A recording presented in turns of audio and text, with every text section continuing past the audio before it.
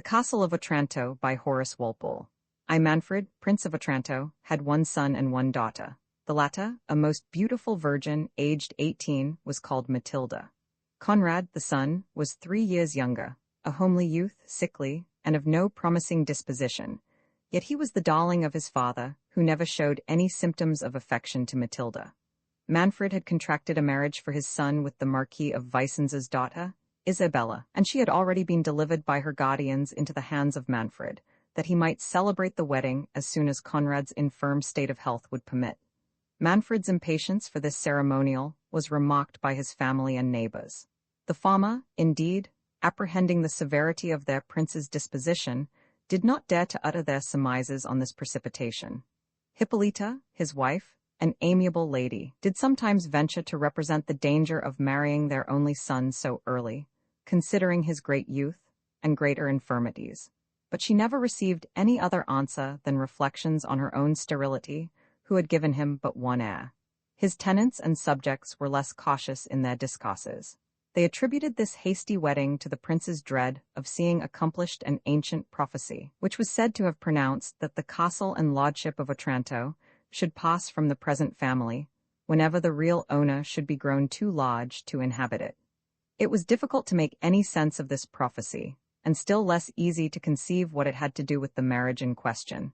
Yet these mysteries, or contradictions, did not make the populace adhere the less to their opinion. Young Conrad's birthday was fixed for his espousals. The company was assembled in the chapel of the castle, and everything ready for beginning the divine office, when Conrad himself was missing. Manfred, impatient of the least delay, and who had not observed his son retire, dispatched one of his attendants to summon the young prince.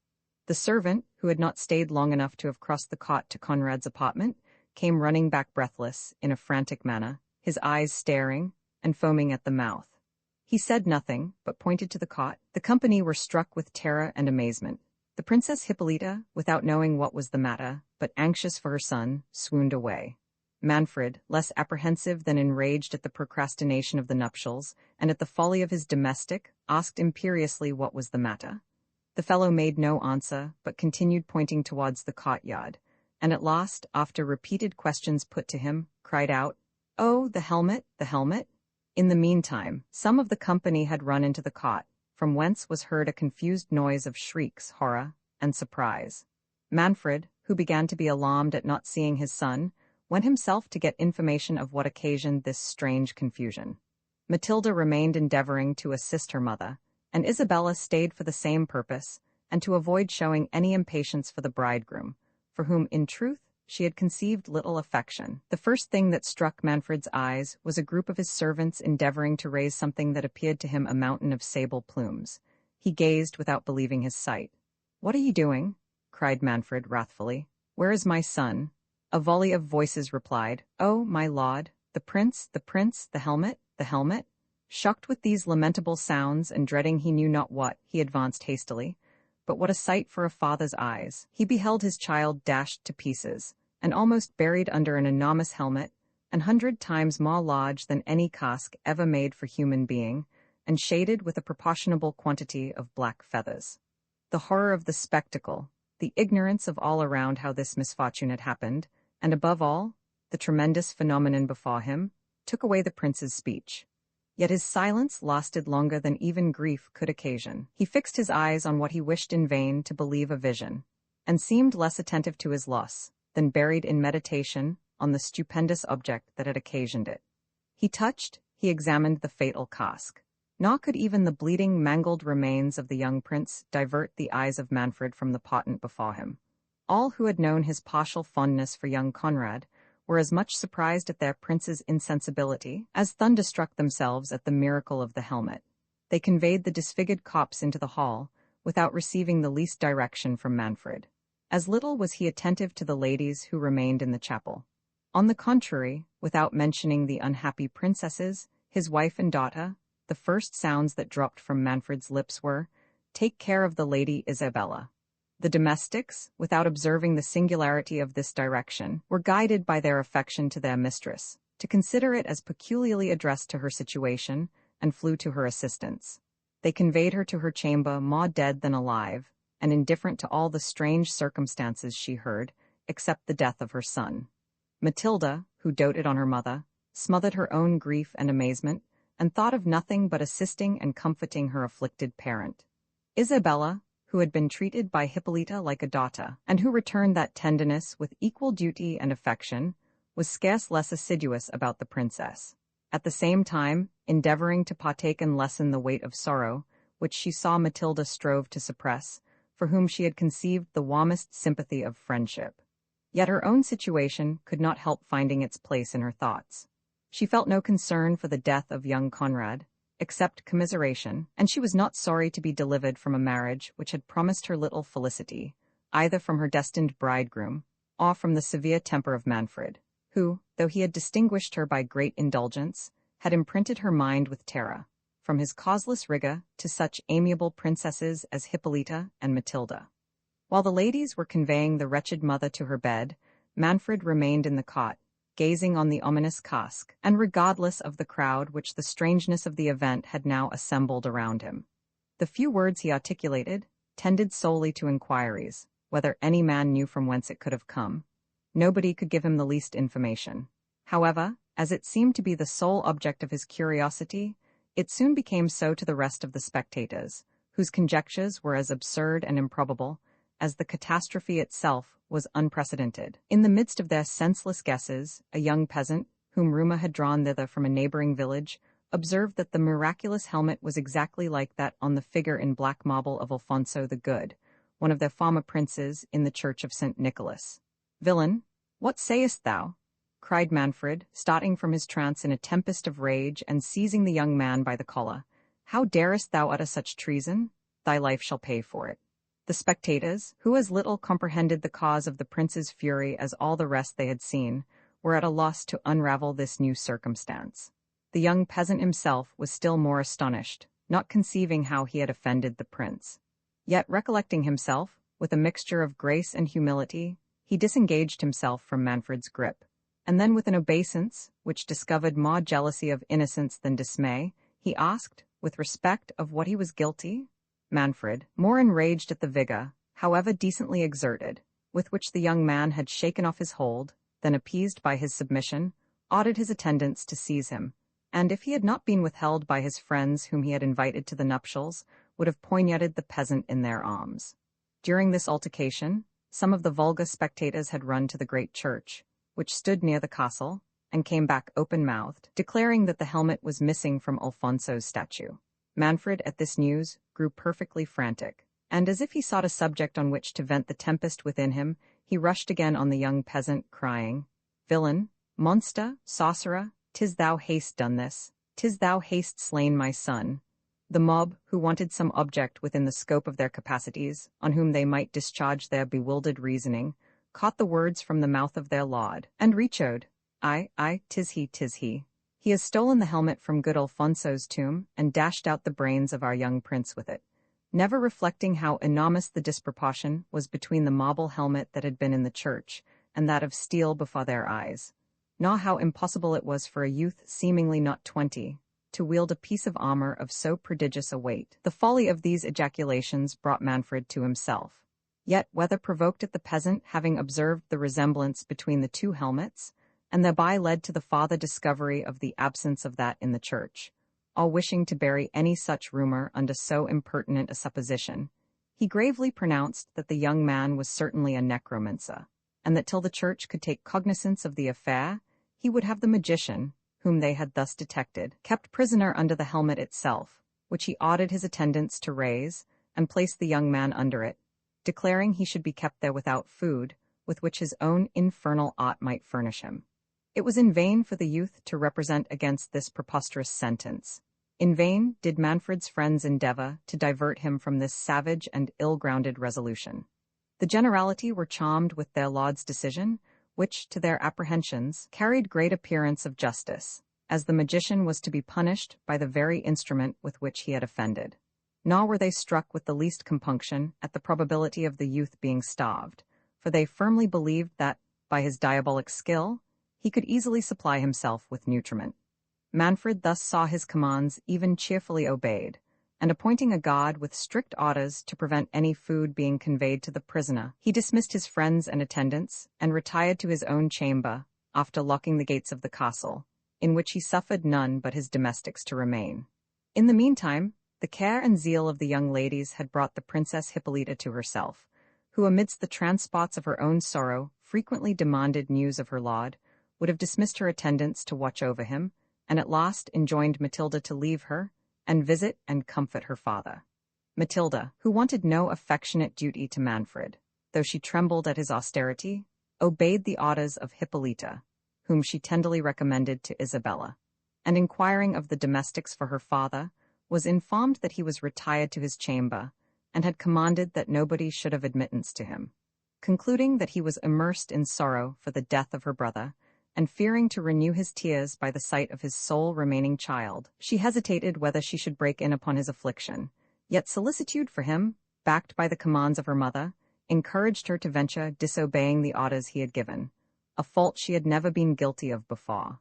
The gentle timidity of her nature made her pause for some minutes at his door. She heard him traverse his chamber backwards and forwards with disordered steps, a mood which increased her apprehensions. She was, however, just going to beg admittance, when Manfred suddenly opened the door, and as it was now twilight, concurring with the disorder of his mind, he did not distinguish the person, but asked angrily who it was. Matilda replied, trembling, "My dearest father, it is I, your daughter." Manfred, stepping back hastily, cried, "Begone! I do not want a daughter," and flinging back abruptly, clapped the door against the terrified Matilda. She was too well acquainted with her father's impetuosity to venture a second intrusion. When she had a little recovered the shock of so bitter a reception, she wiped away her tears to prevent the additional stab that the knowledge of it would give to Hippolyta, who questioned her in the most anxious terms on the health of Manfred, and how he bore his loss. Matilda assured her he was well, and supported his misfortune with manly fortitude. "But will he not let me see him?" said Hippolyta mournfully. "Will he not permit me to blend my tears with his, and shed a mother's sorrows in the bosom of her lord? Or do you deceive me, Matilda? I know how Manfred doted on his son. Is not the stroke too heavy for him? Has he not sunk under it? You do not answer me. Alas, I dread the worst. Raise me, my maidens, I will see my lord. Bear me to him instantly. He is dearer to me even than my children." Matilda made signs to Isabella to prevent Hippolyta's rising, and both those lovely young women were using their gentle violence to stop and calm the princess, when a servant, on the part of Manfred, arrived and told Isabella that his lord demanded to speak with her. "With me?" cried Isabella. "Go," said Hippolyta, relieved by a message from her lord. "Manfred cannot support the sight of his own family. He thinks you less disordered than we are, and dreads the shock of my grief. Console him, dear Isabella, and tell him I will smother my own anguish rather than add to his." As it was now evening, the servant who conducted Isabella bore a torch before her. When they came to Manfred, who was walking impatiently about the gallery, he started and said hastily, "Take away that light, and begone."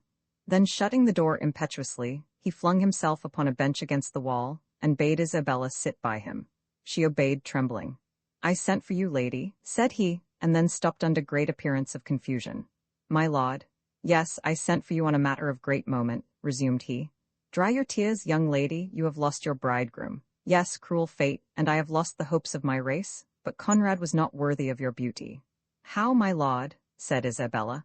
"Sure you do not suspect me of not feeling the concern I ought, my duty and affection would have always—" "Think no more of him," interrupted Manfred. "He was a sickly, puny child, and heaven has perhaps taken him away, that I might not trust the honors of my house on so frail a foundation. The line of Manfred calls for numerous supports. My foolish fondness for that boy blinded the eyes of my prudence, but it is better as it is. I hope, in a few years, to have reason to rejoice at the death of Conrad." Words cannot paint the astonishment of Isabella. At first she apprehended that grief had disordered Manfred's understanding. Her next thought suggested that this strange discourse was designed to ensnare her. She feared that Manfred had perceived her indifference for his son, and in consequence of that idea she replied, "Good my lord, do not doubt my tenderness. My heart would have accompanied my hand. Conrad would have engrossed all my care, and wherever fate shall dispose of me, I shall always cherish his memory, and regard your highness and the virtuous Hippolyta as my parents." "Curse on Hippolyta?" cried Manfred. "Forget her from this moment as I do. In short, lady, you have missed a husband undeserving of your charms. they shall now be better disposed of. Instead of a sickly boy, you shall have a husband in the prime of his age, who will know how to value your beauties, and who may expect a numerous offspring. Alas, my lord, said Isabella, my mind is too sadly engrossed by the recent catastrophe in your family to think of another marriage. If ever my father returns, and it shall be his pleasure, I shall obey, as I did when I consented to give my hand to your son. But until his return, permit me to remain under your hospitable roof, and employ the melancholy hours in assuaging yours, Hippolyta's, and the fair Matilda's affliction. I desired you once before, said Manfred angrily, not to name that woman. From this hour she must be a stranger to you as she must be to me. In short, Isabella, since I cannot give you my son, I offer you myself. Heavens, cried Isabella, waking from her delusion, what do I hear? You, my lord, you, my father-in-law, the father of Conrad, the husband of the virtuous and tender Hippolyta? I tell you, said Manfred imperiously, Hippolyta is no longer my wife. I divorce her from this hour. Too long has she cursed me by her unfruitfulness. My fate depends on having sons, and this night, I trust, will give a new date to my hopes. At those words he seized the cold hand of Isabella, who was half dead with fright and horror. She shrieked and started from him.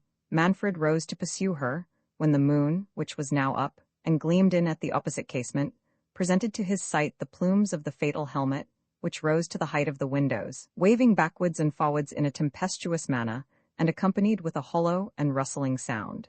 Isabella, who gathered courage from her situation, and who dreaded nothing so much as Manfred's pursuit of his declaration, cried, Look, my lord, see, heaven itself declares against your impious intentions. Heaven nor hell shall impede my designs, said Manfred, advancing again to seize the princess. At that instant the portrait of his grandfather, which hung over the bench where they had been sitting, uttered a deep sigh and heaved its breast. Isabella, whose back was turned to the picture, saw not the motion, nor knew whence the sound came, but started and said, Hark, my lord, what sound was that? And at the same time made towards the door. Manfred, distracted between the flight of Isabella, who had now reached the stairs, and yet unable to keep his eyes from the picture, which began to move, had, however, advanced some steps after her, still looking backwards on the portrait, when he saw it quit its panel, and descend on the floor with a grave and melancholy air. Do I dream? Cried Manfred, returning. Or are the devils themselves in league against me? Speak, infernal spectre. Or if thou art my grandsire, why dost thou too conspire against thy wretched descendant, who too dearly pays for? Ere he could finish the sentence, the vision sighed again, and made a sign to Manfred to follow him. Light on, cried Manfred, I will follow thee to the gulf of perdition. The spectre marched sedately, but dejected, to the end of the gallery, and turned into a chamber on the right hand. Manfred accompanied him at a little distance, full of anxiety and horror, but resolved. As he would have entered the chamber, the door was clapped to with violence by an invisible hand. The prince, collecting courage from this delay, would have forcibly burst open the door with his foot, but found that it resisted his utmost efforts. Since hell will not satisfy my curiosity, said Manfred, I will use the human means in my power for preserving my race. Isabella shall not escape me. The lady, whose resolution had given way to terror the moment she had quitted Manfred, continued her flight to the bottom of the principal staircase. There she stopped, not knowing whither to direct her steps, nor how to escape from the impetuosity of the prince. The gates of the castle, she knew, were locked, and guards placed in the court. Should she, as her heart prompted her, go and prepare Hippolyta for the cruel destiny that awaited her, she did not doubt but Manfred would seek her there, and that his violence would incite him to double the injury he meditated, without leaving room for them to avoid the impetuosity of his passions. Delay might give him time to reflect on the horrid measures he had conceived, or produce some circumstance in her favor, if she could, for that night, at least, avoid his odious purpose. Yet where conceal herself? How avoid the pursuit he would infallibly make throughout the castle? As these thoughts passed rapidly through her mind, she recollected a subterraneous passage which led from the vaults of the castle to the church of St. Nicholas.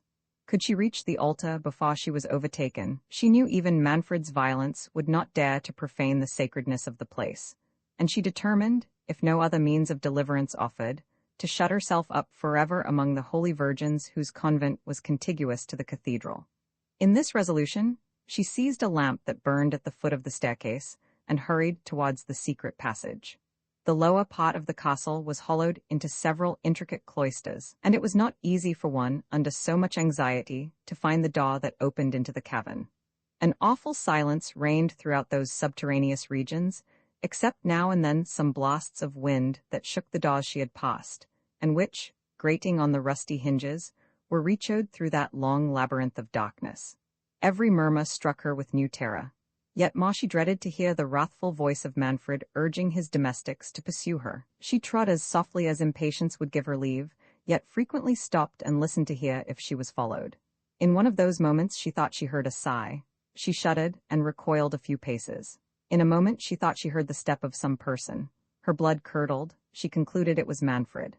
Every suggestion that horror could inspire rushed into her mind.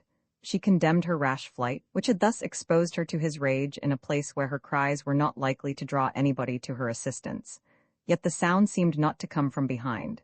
If Manfred knew where she was, he must have followed her. She was still in one of the cloisters, and the steps she had heard were too distinct to proceed from the way she had come.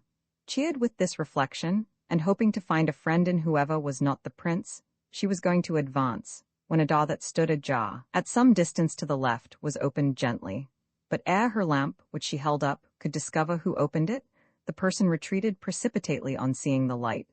Isabella, whom every incident was sufficient to dismay, hesitated whether she should proceed. Her dread of Manfred soon outweighed every other terror. The very circumstance of the person avoiding her gave her a sort of courage. It could only be, she thought, some domestic belonging to the castle. Her gentleness had never raised her an enemy, and conscious innocence made her hope that, unless sent by the prince's order to seek her, his servants would rather assist than prevent her flight. Fortifying herself with these reflections, and believing by what she could observe that she was near the mouth of the subterraneous cavern, she approached the door that had been opened, but a sudden gust of wind that met her at the door extinguished her lamp, and left her in total darkness. Words cannot paint the horror of the princess's situation. Alone in so dismal a place, her mind imprinted with all the terrible events of the day, hopeless of escaping, expecting every moment the arrival of Manfred, and far from tranquil on knowing she was within reach of somebody, she knew not whom, who for some cause seemed concealed thereabouts. All these thoughts crowded on her distracted mind, and she was ready to sink under her apprehensions. She addressed herself to every saint in heaven, and inwardly implored their assistance. For a considerable time she remained in an agony of despair. At last, as softly as was possible, she felt for the door, and having found it, entered trembling into the vault from whence she had heard the sigh and steps. It gave her a kind of momentary joy to perceive an imperfect ray of clouded moonshine gleam from the roof of the vault, which seemed to be fallen in, and from whence hung a fragment of earth or building, she could not distinguish which, that appeared to have been crushed inwards. She advanced eagerly towards this chasm, when she discerned a human form standing close against the wall. She shrieked, believing it the ghost of her betrothed Conrad. The figure, advancing, said in a submissive voice, "Be not alarmed, lady, I will not injure you." Isabella, a little encouraged by the words and tone of voice of the stranger, and recollecting that this must be the person who had opened the door, recovered her spirits enough to reply, "Sir, whoever you are, take pity on a wretched princess standing on the brink of destruction. Assist me to escape from this fatal castle, or in a few moments I may be made miserable forever." "Alas," said the stranger, "what can I do to assist you? I will die in your defense, but I am unacquainted with the castle and want—" "Oh," said Isabella, hastily interrupting him, "help me but to find a trapdoor that must be hereabout, and it is the greatest service you can do me, for I have not a minute to lose." Saying these words, she felt about on the pavement, and directed the stranger to search likewise, for a smooth piece of brass enclosed in one of the stones. "That," said she, "is the lock which opens with a spring, of which I know the secret. If we can find that, I may escape. If not, alas, courteous stranger, I fear I shall have involved you in my misfortunes. Manfred will suspect you for the accomplice of my flight, and you will fall a victim to his resentment." "I value not my life," said the stranger, "and it will be some comfort to lose it in trying to deliver you from his tyranny."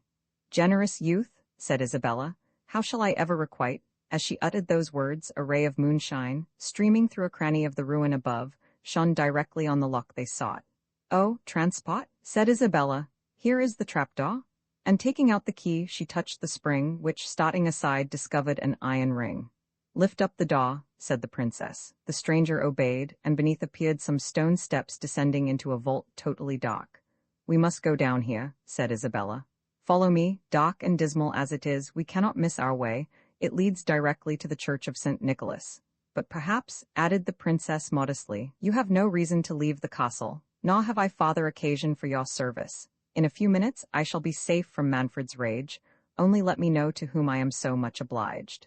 "I will never quit you," said the stranger eagerly, "until I have placed you in safety. Nor think me, princess, more generous than I am, though you are my principal care." The stranger was interrupted by a sudden noise of voices that seemed approaching, and they soon distinguished these words: "Talk not to me of necromancers. I tell you she must be in the castle. I will find her in spite of enchantment." "Oh, heavens!" cried Isabella.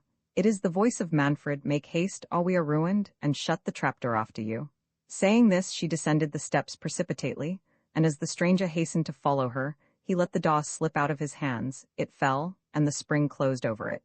He tried in vain to open it, not having observed Isabella's method of touching the spring, nor had he many moments to make an essay. The noise of the falling door had been heard by Manfred, who, directed by the sound, hastened thither, attended by his servants with torches. "It must be Isabella," cried Manfred, before he entered the vault. "She is escaping by the subterraneous passage, but she cannot have got far." What was the astonishment of the prince when, instead of Isabella, the light of the torches discovered to him the young peasant whom he thought confined under the fatal helmet. "Traitor," said Manfred, "how camest thou here? I thought the endurance above in the cot." "I am no traitor," replied the young man boldly, "nor am I answerable for your thoughts." "Presumptuous villain," cried Manfred, "dost thou provoke my wrath? Tell me how haste thou escaped from above. Thou haste corrupted thy gods, and their lives shall answer it." "My poverty," said the peasant calmly, "will disculpate them, though the ministers of a tyrant's wrath. To thee they are faithful, and but too willing to execute the orders which you unjustly imposed upon them." "Art thou so hardy as to dare my vengeance?" said the prince. "But torches shall force the truth from thee. Tell me, I will know thy accomplices." "There was my accomplice?" said the youth, smiling and pointing to the roof. Manfred ordered the torches to be held up, and perceived that one of the cheeks of the enchanted cask had forced its way through the pavement of the cot, as his servants had let it fall over the peasant, and had broken through into the vault, leaving a gap, through which the peasant had pressed himself some minutes before he was found by Isabella. "Was that the way by which thou didst descend?" said Manfred. "It was," said the youth. "But what noise was that," said Manfred, "which I heard as I entered the cloister?" "A door clapped," said the peasant. "I heard it as well as you." "What door?" said Manfred hastily. "I am not acquainted with your castle," said the peasant. "This is the first time I ever entered it, and this vault the only part of it within which I ever was." "But I tell thee," said Manfred, wishing to find out if the youth had discovered the trapdoor, "it was this way I heard the noise. My servants heard it too." "My lord," interrupted one of them officiously, "to be sure it was the trapdoor, and he was going to make his escape." "Peace, blockhead," said the prince angrily. "If he was going to escape, how should he come on this side? I will know from his own mouth what noise it was I heard. Tell me truly, thy life depends on thy veracity." "My veracity is dearer to me than my life," said the peasant, "nor would I purchase the one by forfeiting the other." "Indeed, young philosopher," said Manfred contemptuously. "Tell me, then, what was the noise I heard?" "Ask me what I can answer," said he, "and put me to death instantly if I tell you a lie." Manfred, growing impatient at the steady valor and indifference of the youth, cried, "Well then, thou man of truth, answer, was it the fall of the trapdoor that I heard?" "It was," said the youth. "It was," said the prince, "and how didst thou come to know there was a trapdoor here?" "I saw the plate of brass by a gleam of moonshine," replied he. "But what told thee it was a lock?" said Manfred. "How didst thou discover the secret of opening it?" "Providence, that delivered me from the helmet, was able to direct me to the spring of a lock," said he. "Providence should have gone a little farther, and have placed thee out of the reach of my resentment," said Manfred. "When Providence had taught thee to open the lock, it abandoned thee for a fool who did not know how to make use of its favors. Why didst thou not pursue the path pointed out for thy escape? Why didst thou shut the trapdoor before thou hadst descended the steps?" "I might ask you, my lord," said the peasant, "how I, totally unacquainted with your castle, was to know that those steps led to any outlet, but I scorn to evade your questions. Wherever those steps lead to, perhaps I should have explored the way. I could not be in a worse situation than I was. But the truth is, I let the trapdoor fall. Your immediate arrival followed. I had given the alarm. What imparted it to me whether I was seized a minute sooner or a minute later? Thou art a resolute villain for thy years, said Manfred. Yet on reflection I suspect thou dost but trifle with me. Thou hast not yet told me how thou didst open the lock. That I will show you, my lord, said the peasant, and taking up a fragment of stone that had fallen from above, he laid himself on the trapdoor and began to beat on the piece of brass that covered it, meaning to gain time for the escape of the princess. This presence of mind, joined to the frankness of the youth, staggered Manfred. He even felt a disposition towards pardoning one who had been guilty of no crime.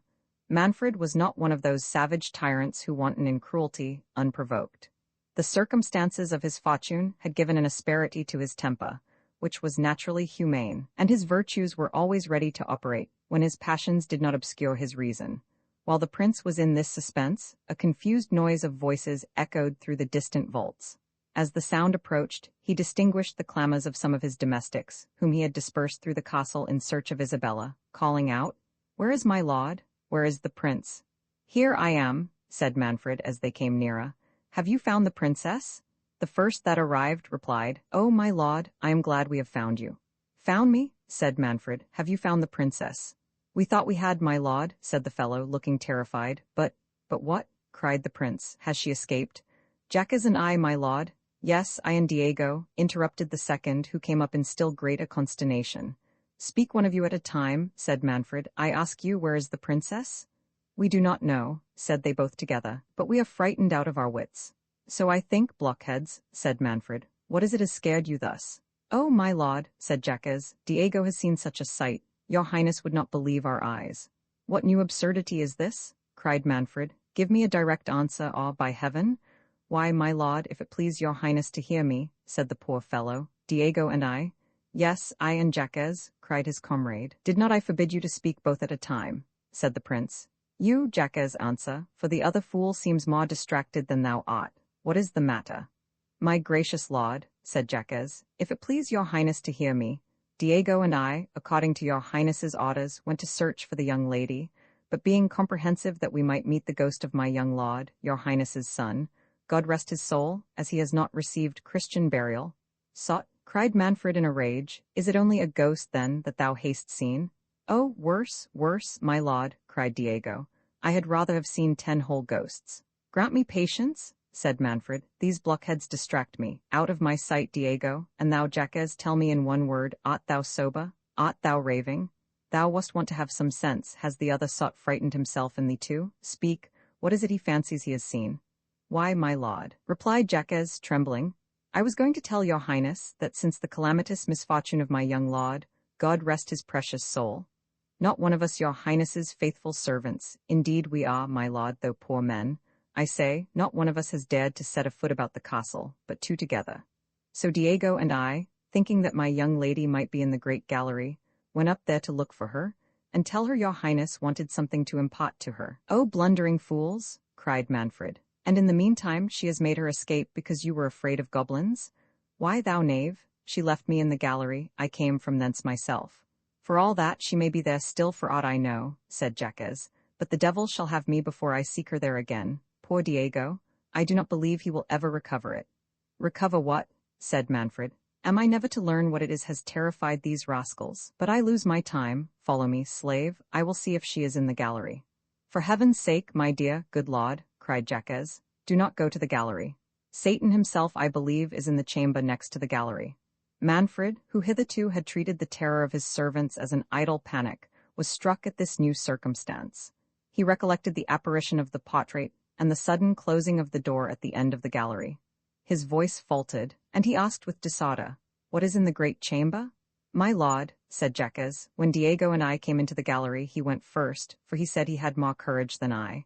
So when we came into the gallery, we found nobody. We looked under every bench and stool, and still we found nobody." "Were all the pictures in their places?" said Manfred. "Yes, my lord," answered Jacques, "but we did not think of looking behind them." "Well, well," said Manfred, "proceed." "When we came to the door of the great chamber," continued Jacques, "we found it shut." "And could not you open it?" said Manfred. "Oh, yes, my lord, would to heaven we had not," replied he. "Nay, it was not I neither, it was Diego. He was grown foolhardy and would go on, though I advised him not, if ever I open a door that is shut again. Trifle not, said Manfred, shuddering, but tell me what you saw in the great chamber on opening the door. I, my lord, said Jacques, I was behind Diego, but I heard the noise. Jacques, said Manfred in a solemn tone of voice, tell me, I adjure thee by the souls of my ancestors, what was it thou sawest? What was it thou heardest? It was Diego saw it, my lord, it was not I, replied Jacques. I only heard the noise. Diego had no sooner opened the door than he cried out and ran back. I ran back too and said, is it the ghost? The ghost? No, no, said Diego, and his hair stood on end. It is a giant, I believe. He is all clad in armor, for I saw his foot and part of his leg, and they are as large as the helmet below in the cot.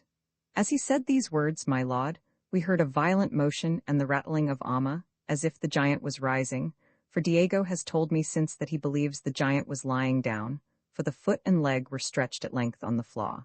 Before we could get to the end of the gallery, we heard the door of the great chamber clap behind us, but we did not dare turn back to see if the giant was following us. Yet, now I think on it, we must have heard him if he had pursued us. But for heaven's sake, good my lord, send for the chaplain, and have the castle exorcised, for certain, it is enchanted. I pray do, my lord, cried all the servants at once, or we must leave your highness's service. Peace, dotards, said Manfred, and follow me. I will know what all this means. We, my lord, cried they with one voice, we would not go up to the gallery for your highness's revenue. The young peasant who had stood silent now spoke. Will your highness, said he, permit me to try this adventure? My life is of consequence to nobody. I fear no bad angel, and have offended no good one. Your behavior is above your seeming, said Manfred, viewing him with surprise and admiration. Hereafter I will reward your bravery. But now, continued he with a sigh, I am so circumstanced that I dare trust no eyes but my own. However, I give you leave to accompany me. Manfred, when he first followed Isabella from the gallery, had gone directly to the apartment of his wife, concluding the princess had retired thither. Hippolyta, who knew his step, rose with anxious fondness to meet her lord, whom she had not seen since the death of their son. She would have flown in a transport mixed of joy and grief to his bosom, but he pushed her rudely off and said, Where is Isabella? Isabella, my lord, said the astonished Hippolyta. Yes, Isabella, cried Manfred imperiously. I want Isabella. My lord, replied Matilda, who perceived how much his behavior had shocked her mother. She has not been with us since your highness summoned her to your apartment. Tell me where she is, said the prince. I do not want to know where she has been. My good lord, says Hippolyta, your daughter tells you the truth? Isabella left us by your command and has not returned since. But my good lord, compose yourself. Retire to your rest. This dismal day has disordered you. Isabella shall wait your orders in the morning. What then, you know where she is? Cried Manfred. Tell me directly, for I will not lose an instant, and you, woman, speaking to his wife, order your chaplain to attend me forthwith. Isabella, said Hippolyta calmly, is retired, I suppose, to her chamber. She is not accustomed to watch at this late hour. Gracious my lord, continued she, let me know what has disturbed you. Has Isabella offended you? Trouble me not with questions, said Manfred, but tell me where she is. Matilda shall call her, said the princess. Sit down, my lord, and resume your wonted fortitude. What, art thou jealous of Isabella? Replied he, that you wish to be present at our interview? Good heavens, my lord, said Hippolyta, what is it your highness means? Thou wilt know ere many minutes are past, said the cruel prince. Send your chaplain to me, and wait my pleasure here. At these words he flung out of the room in search of Isabella, leaving the amazed ladies thunderstruck with his words and frantic deportment, and lost in vain conjectures on what he was meditating. Manfred was now returning from the vault, attended by the peasant and a few of his servants whom he had obliged to accompany him. He ascended the staircase without stopping till he arrived at the gallery, at the door of which he met Hippolyta and her chaplain. When Diego had been dismissed by Manfred, he had gone directly to the princess's apartment with the alarm of what he had seen. That excellent lady, who no more than Manfred doubted of the reality of the vision, yet affected to treat it as a delirium of the servant. Willing, however, to save her lord from any additional shock, and prepared by a series of griefs not to tremble at any accession to it, she determined to make herself the first sacrifice, if fate had marked the present hour for their destruction. Dismissing the reluctant Matilda to her rest, who in vain sued for leave to accompany her mother, and attended only by her chaplain, Hippolyta had visited the gallery and great chamber, and now, with more serenity of soul than she had felt for many hours, she met her lord, and assured him that the vision of the gigantic leg and foot was all a fable, and no doubt an impression made by fear, and the dark and dismal hour of the night, on the minds of his servants. She and the chaplain had examined the chamber, and found everything in the usual order.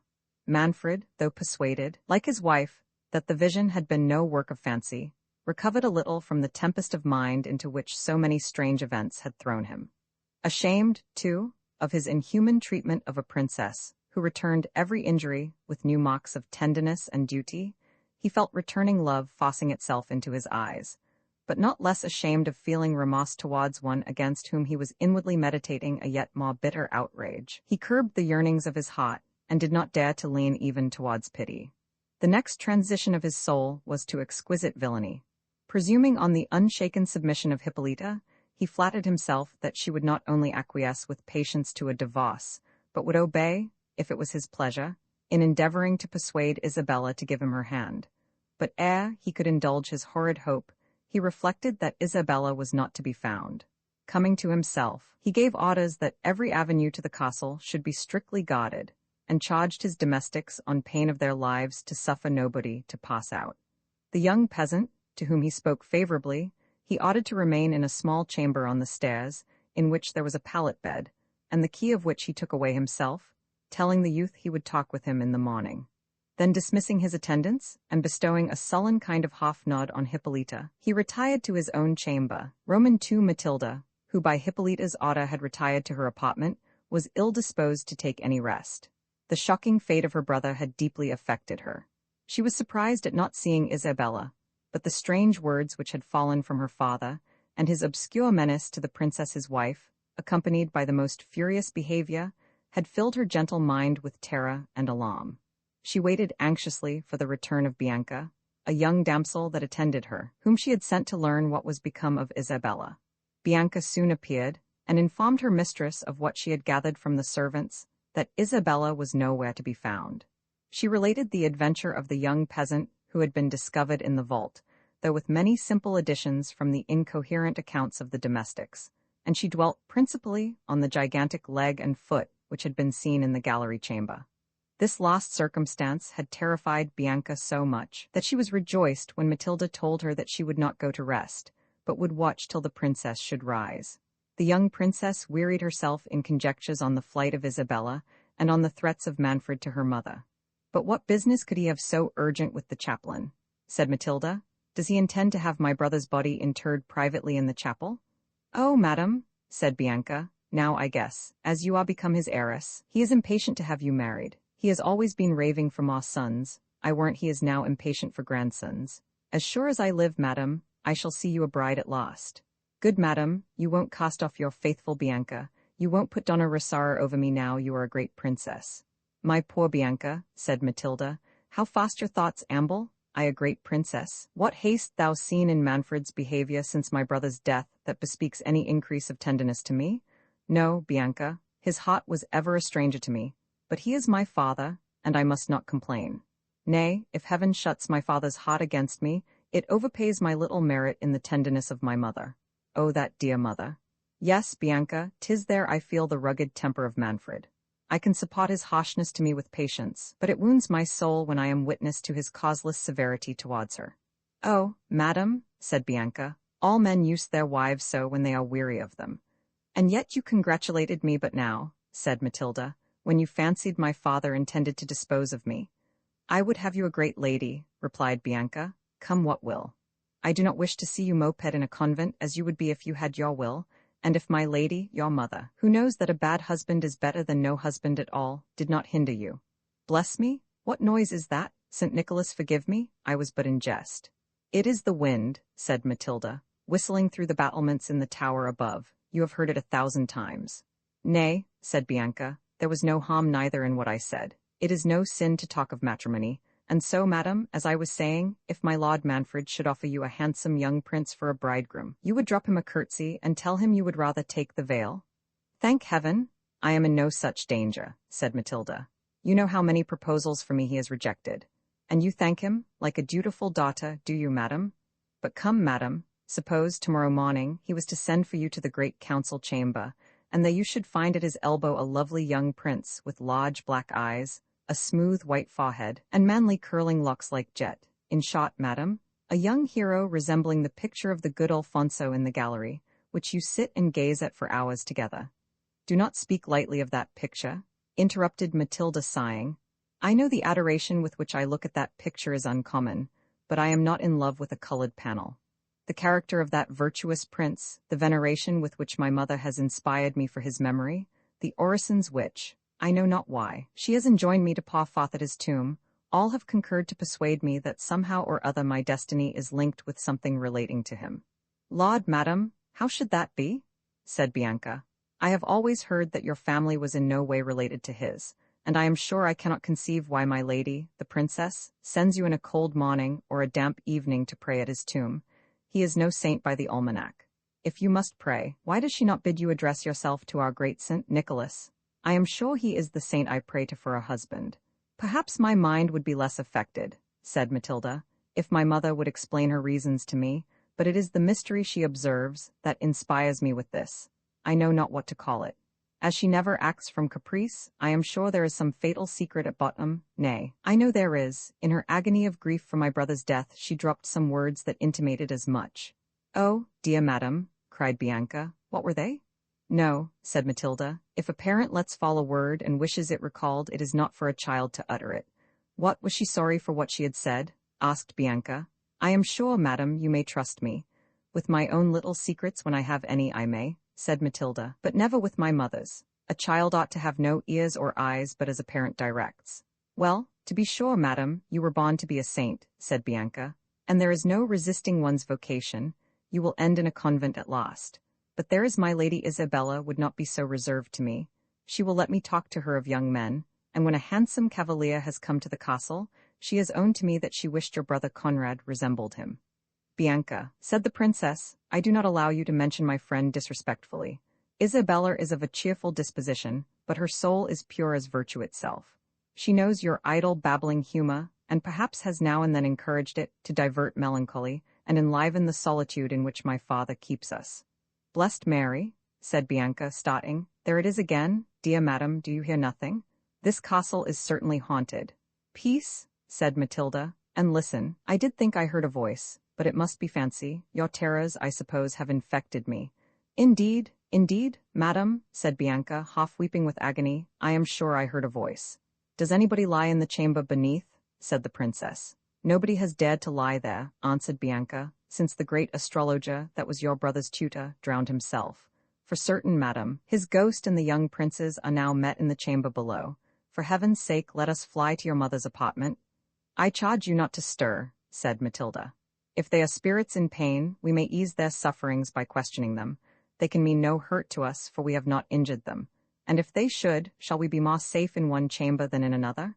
Reach me my beads, we will say a prayer, and then speak to them.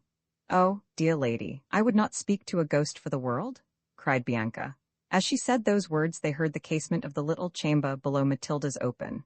They listened attentively, and in a few minutes thought they heard a person sing, but could not distinguish the words. This can be no evil spirit, said the princess, in a low voice. It is undoubtedly one of the family. Open the window, and we shall know the voice. I dare not indeed, madam, said Bianca. Thou art a very fool, said Matilda, opening the window gently herself. The noise the princess made was, however, heard by the person beneath, who stopped, and they concluded had heard the casement open. Is anybody below? Said the princess. If there is, speak. Yes, said an unknown voice. Who is it? Said Matilda. A stranger, replied the voice. What stranger? Said she, and how didst thou come there at this unusual hour, when all the gates of the castle are locked? I am not here willingly, answered the voice. But pardon me, lady, if I have disturbed your rest. I knew not that I was overheard. Sleep had forsaken me. I left a restless couch and came to waste the irksome hours with gazing on the fair approach of morning, impatient to be dismissed from this castle. Thy words and accents, said Matilda, are of melancholy cast. If thou art unhappy, I pity thee. If poverty afflicts thee, let me know it. I will mention thee to the princess, whose beneficent soul ever melts for the distressed, and she will relieve thee. I am indeed unhappy, said the stranger, and I know not what wealth is. But I do not complain of the lot which heaven has cast for me. I am young and healthy, and am not ashamed of owing my support to myself. Yet think me not proud, or that I disdain your generous offers. I will remember you in my orisons, and will pray for blessings on your gracious self and your noble mistress. if I sigh, lady, it is for others, not for myself. Now I have it, madam, said Bianca, whispering the princess. This is certainly the young peasant, and by my conscience he is in love. Well, this is a charming adventure. Do, madam, let us sift him. He does not know you, but takes you for one of my Lady Hippolyta's women. Art thou not ashamed, Bianca? Said the princess. What right have we to pry into the secrets of this young man's heart? He seems virtuous and frank, and tells us he is unhappy.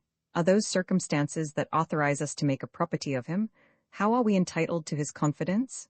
Laud, madam, how little you know of love, replied Bianca. Why, lovers have no pleasure equal to talking of their mistress. And would you have me become a peasant's confidante? Said the princess. Well then, let me talk to him, said Bianca. Though I have the honor of being your highness's maid of honor, I was not always so great. Besides, if love levels ranks, it raises them too. I have a respect for any young man in love. Peace, simpleton, said the princess. Though he said he was unhappy, it does not follow that he must be in love. Think of all that has happened today, and tell me if there are no misfortunes but what love causes.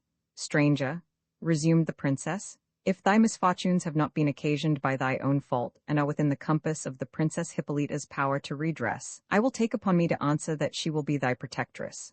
When thou art dismissed from this castle, repair to Holy Father Jerome, at the convent adjoining to the church of St. Nicholas, and make thy story known to him, as far as thou thinkest meet. He will not fail to inform the princess, who is the mother of all that want her assistance. Farewell. It is not seemly for me to hold farther converse with a man at this unwonted hour.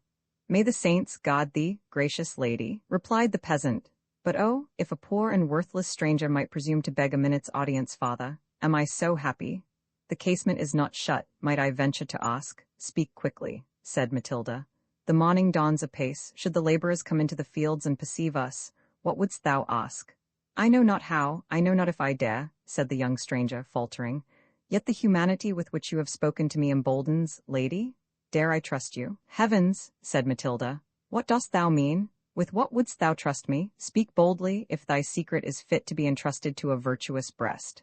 I would ask, said the peasant, recollecting himself, whether what I have heard from the domestics is true, that the princess is missing from the castle. What imports it to thee to know? Replied Matilda. Thy first words bespoke a prudent and becoming gravity. Dost thou come hither to pry into the secrets of Manfred? Adieu. I have been mistaken in thee. Saying these words, she shut the casement hastily, without giving the young man time to reply. I had acted more wisely, said the princess to Bianca, with some sharpness, if I had let thee converse with this peasant. His inquisitiveness seems of a piece with thy own. It is not fit for me to argue with your highness, replied Bianca, but perhaps the questions I should have put to him would have been more to the purpose than those you have been pleased to ask him. Oh, no doubt, said Matilda. You are a very discreet personage. May I know what you would have asked him? A bystander often sees more of the game than those that play, answered Bianca. Does your highness think, madam, that this question about my Lady Isabella was the result of mere curiosity? No, no, madam, there is more in it than you great folks are aware of. Lopez told me that all the servants believed this young fellow contrived my Lady Isabella's escape. Now, pray, madam, observe you and I both know that my Lady Isabella never much fancied the prince your brother. Well, he is killed just in a critical minute, I accuse nobody. A helmet falls from the moon, so my lord, your father says, but Lopez and all the servants say that this young Spock is a magician, and stole it from Alfonso's tomb. Have done with this rhapsody of impertinence, said Matilda. Nay, madam, as you please, cried Bianca. Yet it is very particular, though, that my Lady Isabella should be missing the very same day, and that this young sorcerer should be found at the mouth of the trapdoor. I accuse nobody, but if my young lord came honestly by his death, dare not on thy duty, said Matilda, to breathe a suspicion on the purity of my dear Isabella's fame. Purity or not purity, said Bianca. Gone she is, a stranger is found that nobody knows. You question him yourself. He tells you he is in love or unhappy. It is the same thing. Nay, he owned he was unhappy about others. And is anybody unhappy about another unless they are in love with them? And at the very next word he asks innocently, poor soul, if my Lady Isabella is missing. To be sure, said Matilda, thy observations are not totally without foundation. Isabella's flight amazes me. The curiosity of the stranger is very particular. Yet Isabella never concealed a thought from me. So she told you, said Bianca, to fish out your secrets, but who knows, madam, but this stranger may be some prince in disguise? Do, madam, let me open the window and ask him a few questions. No, replied Matilda. I will ask him myself if he knows aught of Isabella. He is not worthy I should converse farther with him. She was going to open the casement when they heard the bell ring at the postern gate of the castle, which is on the right hand of the tower, where Matilda lay. This prevented the princess from renewing the conversation with the stranger. After continuing silent for some time, I am persuaded, said she to Bianca, that whatever be the cause of Isabella's flight, it had no unworthy motive. If this stranger was accessory to it, she must be satisfied with his fidelity and worth. I observed, did not you, Bianca, that his words were tinctured with an uncommon infusion of piety. It was no ruffian's speech. His phrases were becoming a man of gentle birth. I told you, madam, said Bianca, that I was sure he was some prince in disguise. Yet, said Matilda, if he was privy to her escape, how will you account for his not accompanying her in her flight? Why expose himself unnecessarily and rashly to my father's resentment? As for that, madam, replied she, if he could get from under the helmet, he will find ways of eluding your father's anger. I do not doubt, but he has some talisman or other about him. You resolve everything into magic, said Matilda, but a man who has any intercourse with infernal spirits does not dare to make use of those tremendous and holy words which he uttered. Didst thou not observe with what fervor he vowed to remember me to heaven in his prayers? Yes, Isabella was undoubtedly convinced of his piety. Commend me to the piety of a young fellow and a damsel that consult to elope, said Bianca. No, no, madam, my lady Isabella is of another guess mold than you take her for. She used indeed to sigh and lift up her eyes in your company, because she knows you are a saint, but when your back was turned, you wrong her, said Matilda. Isabella is no hypocrite. She has a due sense of devotion, but never affected a call she is not.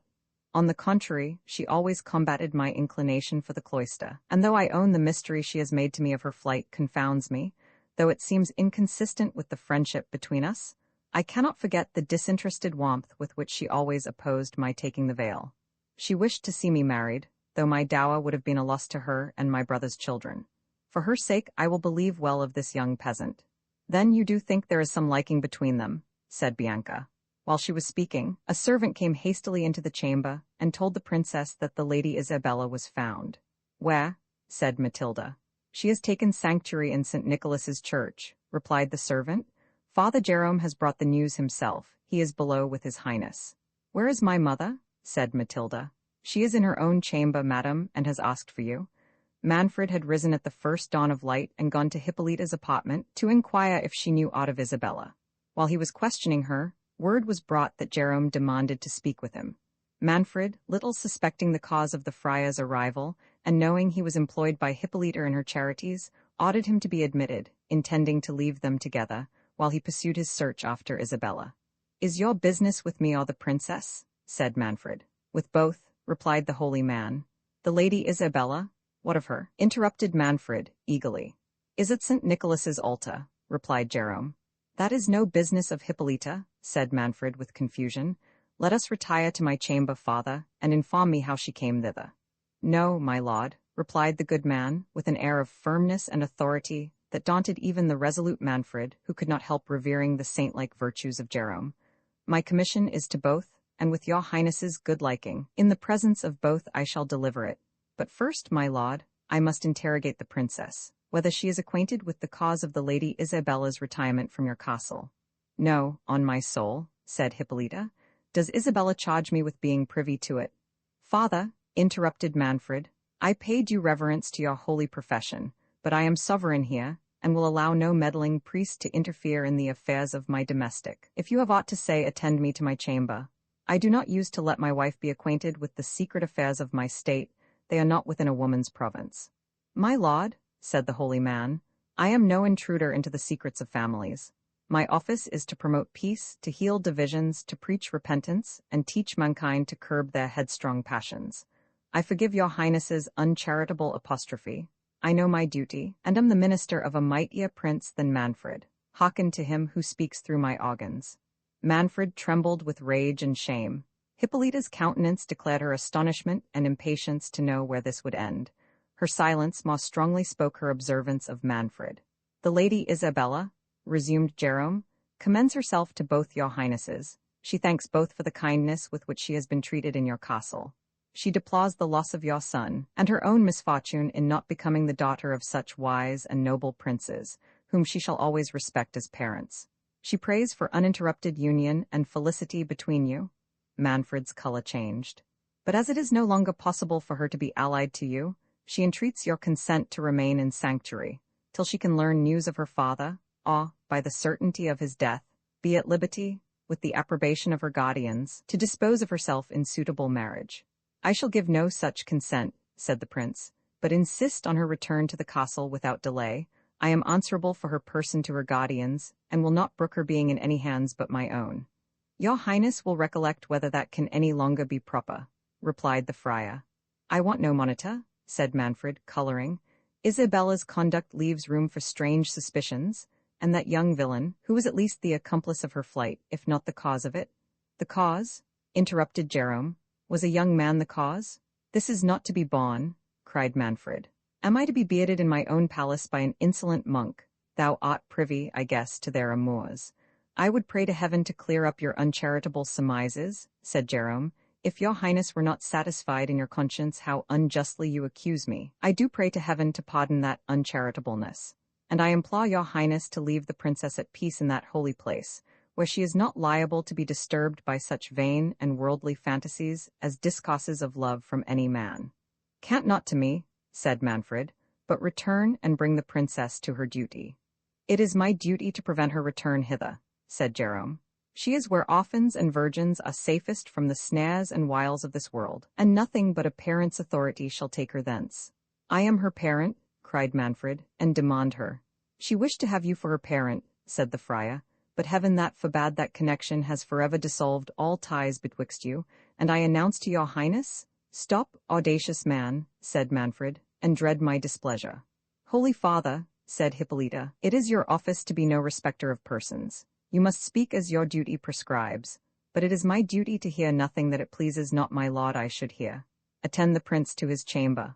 I will retire to my oratory, and pray to the blessed Virgin to inspire you with her holy counsels, and to restore the heart of my gracious lord to its wonted peace and gentleness." "Excellent woman," said the friar. "My lord, I attend your pleasure." Manfred, accompanied by the friar, passed to his own apartment, where, shutting the door, "I perceive, father," said he, "that Isabella has acquainted you with my purpose. Now hear my resolve and obey. Reasons of state, most urgent reasons, my own and the safety of my people, demand that I should have a son. It is in vain to expect an heir from Hippolyta. I have made choice of Isabella. You must bring her back, and you must do more. I know the influence you have with Hippolyta. Her conscience is in your hands. She is, I allow, a faultless woman. Her soul is set on heaven, and scorns the little grandeur of this world. You can withdraw her from it entirely. Persuade her to consent to the dissolution of our marriage, and to retire into a monastery. She shall endow one if she will, and she shall have the means of being as liberal to your order as she or you can wish. Thus you will divert the calamities that are hanging over our heads, and have the merit of saving the principality of Otranto from destruction. You are a prudent man, and though the warmth of my temper betrayed me into some unbecoming expressions, I honor your virtue, and wish to be indebted to you for the repose of my life and the preservation of my family." "The will of heaven be done," said the friar. "I am but its worthless instrument. It makes use of my tongue to tell thee, prince, of thy unwarrantable designs. The injuries of the virtuous Hippolyta have mounted to the throne of pity. By me thou art reprimanded for thy adulterous intention of repudiating her. By me thou art warned not to pursue the incestuous design on thy contracted daughter. Heaven that delivered her from thy fury, when the judgment so recently fallen on thy house ought to have inspired thee with other thoughts, will continue to watch over her. Even I, a poor and despised friar, am able to protect her from thy violence. I, sinner as I am, and uncharitably reviled by your highness as an accomplice of I know not what amours, scorn the allurements with which it has pleased thee to tempt mine honesty. I love my order, I honor devout souls, I respect the piety of thy princess, but I will not betray the confidence she reposes in me, nor serve even the cause of religion by foul and sinful compliances. But forsooth, the welfare of the state depends on your highness having a son. Heaven mocks the short-sighted views of man. But Yestamon, whose house was so great, so flourishing as Manfred's. Where is young Conrad now? My lord, I respect your tears, but I mean not to check them. Let them flow, prince. They will weigh more with heaven toward the welfare of thy subjects than a marriage which, founded on lust or policy, could never prosper. The scepter, which passed from the race of Alfonso to thine, cannot be preserved by a match which the Church will never allow. If it is the will of the Most High that Manfred's name must perish, resign yourself, my lord, to its decrees, and thus deserve a crown that can never pass away. Come, my lord, I like this sorrow. Let us return to the princess. She is not apprised of your cruel intentions, nor did I mean more than to alarm you. You saw with what gentle patience, with what efforts of love, she heard, she rejected hearing, the extent of your guilt. I know she longs to fold you in her arms and assure you of her unalterable affection. Father, said the prince, you mistake my compunction. True, I honor Hippolyta's virtues. I think her a saint, and wish it were for my soul's health to tie faster the knot that has united us. But alas, father, you know not the bitterest of my pangs. It is some time that I have had scruples on the legality of our union. Hippolyta is related to me in the 4th degree. It is true, we had a dispensation, but I have been informed that she had also been contracted to another. This it is that sits heavy at my heart. To this state of unlawful wedlock, I impute the visitation that has fallen on me in the death of Conrad. Ease my conscience of this burden, dissolve our marriage, and accomplish the work of godliness, which your divine exhortations have commenced in my soul. How cutting was the anguish which the good man felt when he perceived this turn in the wily prince. He trembled for Hippolyta, whose ruin he saw was determined, and he feared if Manfred had no hope of recovering Isabella, that his impatience for a son would direct him to some other object, who might not be equally proof against the temptation of Manfred's rank. For some time the holy man remained absorbed in thought. At length, conceiving some hopes from delay, he thought the wisest conduct would be to prevent the prince from despairing of recovering Isabella. Her the friar knew he could dispose, from her affection to Hippolyta, and from the aversion she had expressed to him for Manfred's addresses, to second his views, till the censures of the Church could be fulminated against a divorce. With this intention, as if struck with the prince's scruples, he at length said, My lord, I have been pondering on what your highness has said, and if in truth it is delicacy of conscience that is the real motive of your repugnance to your virtuous lady, far be it from me to endeavor to harden your heart. The Church is an indulgent mother. Unfold your griefs to her. She alone can administer comfort to your soul, either by satisfying your conscience, or upon examination of your scruples, by setting you at liberty, and indulging you in the lawful means of continuing your lineage. In the latter case, if the Lady Isabella can be brought to consent, Manfred, who concluded that he had either overreached the good man, or that his first warmth had been but a tribute paid to appearance, was overjoyed at this sudden turn, and repeated the most magnificent promises, if he should succeed by the friar's mediation. The well-meaning priest suffered him to deceive himself, fully determined to traverse his views, instead of seconding them. Since we now understand one another, resumed the prince, I expect, father, that you satisfy me in one point. Who is the youth that I found in the vault? He must have been privy to Isabella's flight. Tell me truly, is he her lover? Or is he an agent for another's passion? I have often suspected Isabella's indifference to my son. 1,000 circumstances crowd on my mind that confirm that suspicion. She herself was so conscious of it, that while I discoursed her in the gallery, she outran my suspicions, and endeavored to justify herself from coolness to Conrad. The friar, who knew nothing of the youth, but what he had learnt occasionally from the princess, ignorant what was become of him, and not sufficiently reflecting on the impetuosity of Manfred's temper, conceived that it might not be amiss to sow the seeds of jealousy in his mind. They might be turned to some use hereafter, either by prejudicing the prince against Isabella, if he persisted in that union, or by diverting his attention to a wrong scent, and employing his thoughts on a visionary intrigue, prevent his engaging in any new pursuit.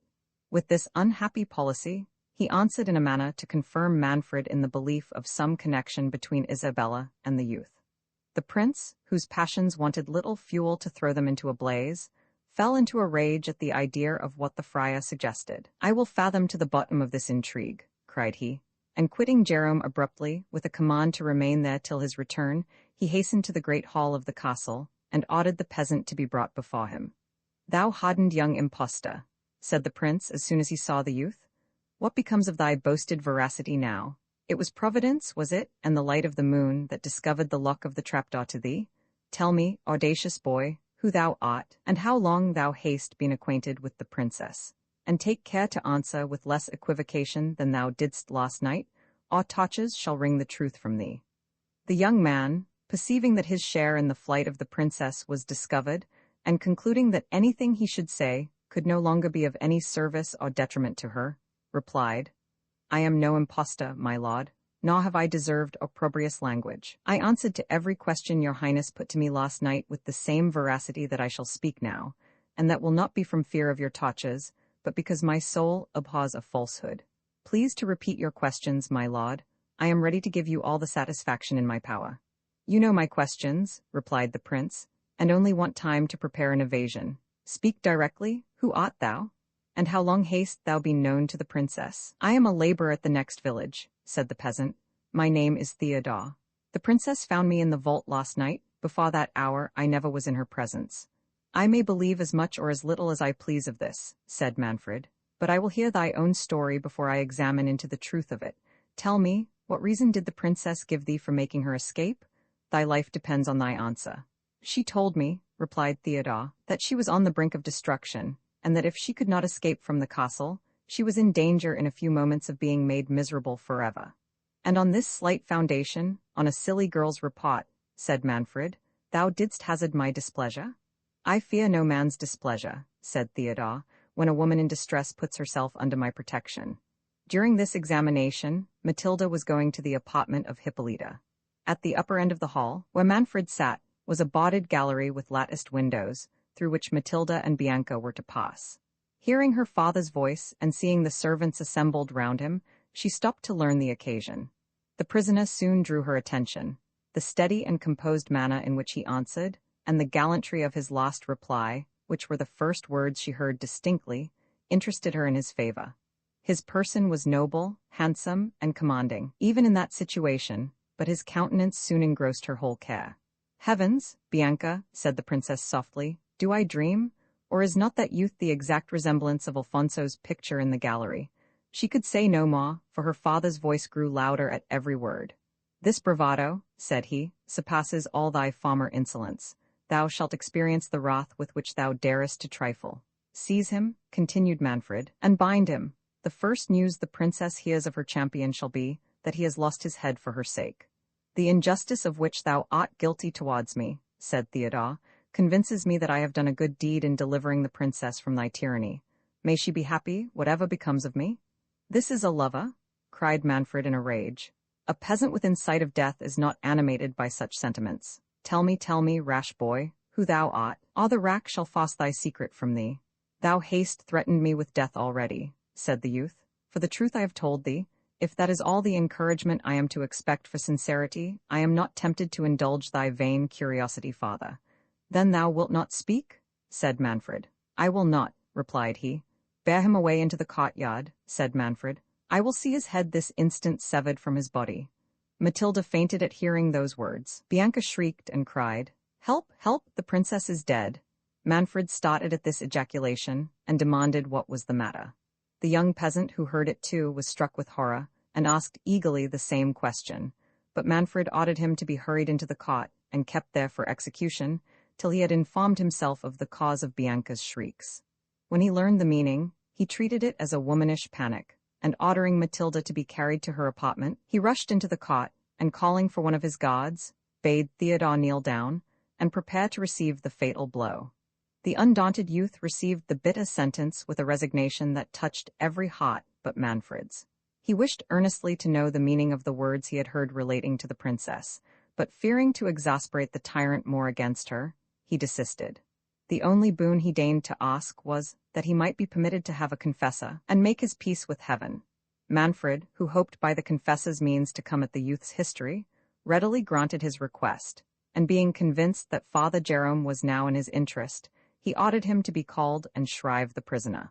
The holy man, who had little foreseen the catastrophe that his imprudence occasioned, fell on his knees to the prince, and adjured him in the most solemn manner not to shed innocent blood. He accused himself in the bitterest terms for his indiscretion, endeavored to disculpate the youth, and left no method untried to soften the tyrant's rage.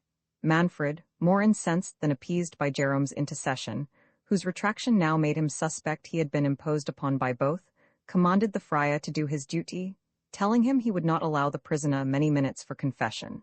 "Nor do I ask many, my lord," said the unhappy young man. "My sins, thank heaven, have not been numerous, nor exceed what might be expected at my years. Dry your tears, good father, and let us dispatch. This is a bad world, nor have I had cause to leave it with regret." "O wretched youth," said Jerome, "how canst thou bear the sight of me with patience? I am thy murderer. It is I have brought this dismal hour upon thee."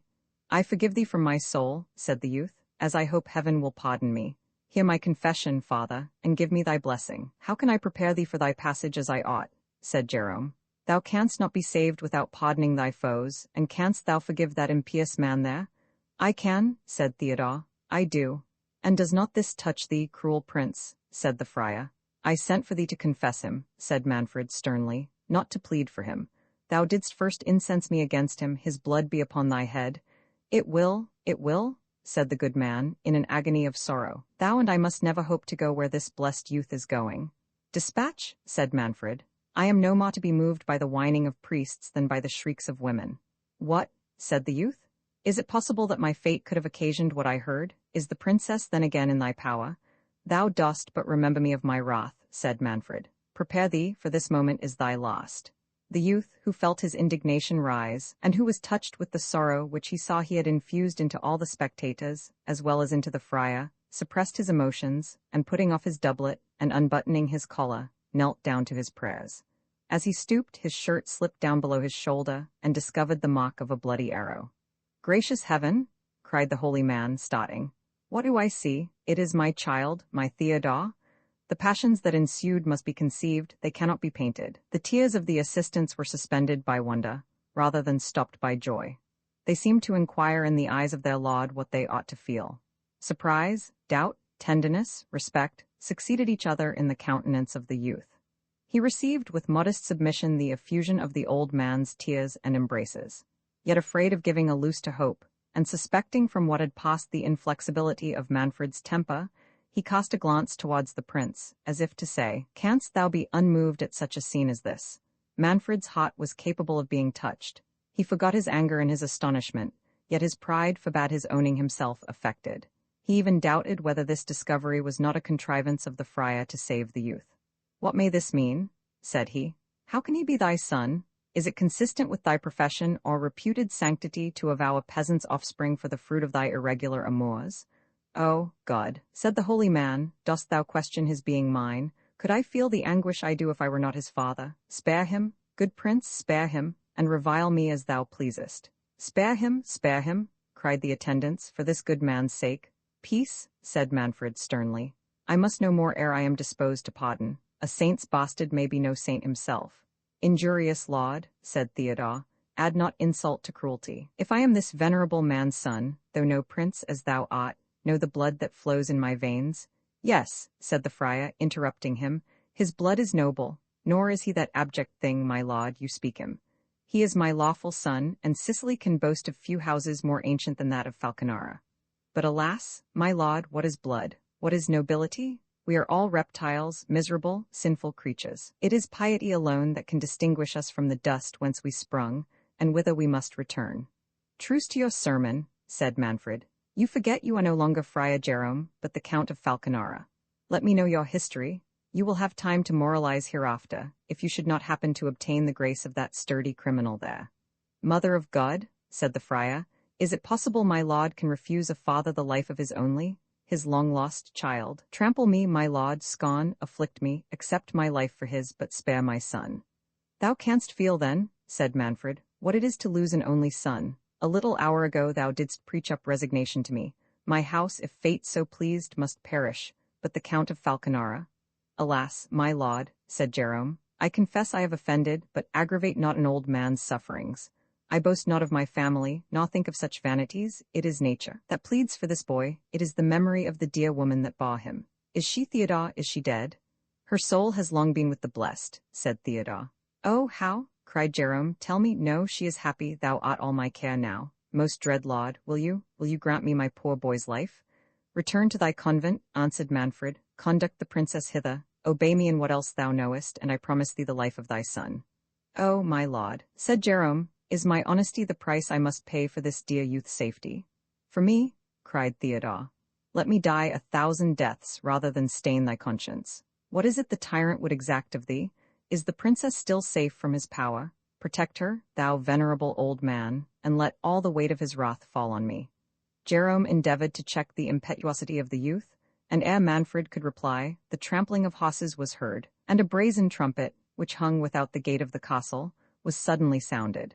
At the same instant the sable plumes on the enchanted helmet, which still remained at the other end of the cot, were tempestuously agitated, and nodded thrice, as if bowed by some invisible wearer. Roman 3 Manfred's heart misgave him when he beheld the plumage on the miraculous casque shaken in concert with the sounding of the brazen trumpet. "Father," said he to Jerome, whom he now ceased to treat as Count of Falconara, "what mean these portents? If I have offended?" The plumes were shaken with greater violence than before. "Unhappy prince that I am," cried Manfred. "Holy Father, will you not assist me with your prayers?" "My lord," replied Jerome, "heaven is no doubt displeased with your mockery of its servants. Submit yourself to the church, and cease to persecute her ministers. Dismiss this innocent youth, and learn to respect the holy character I wear. Heaven will not be trifled with, you see." The trumpet sounded again. "I acknowledge I have been too hasty," said Manfred. "Father, do you go to the wicket and demand who is at the gate?"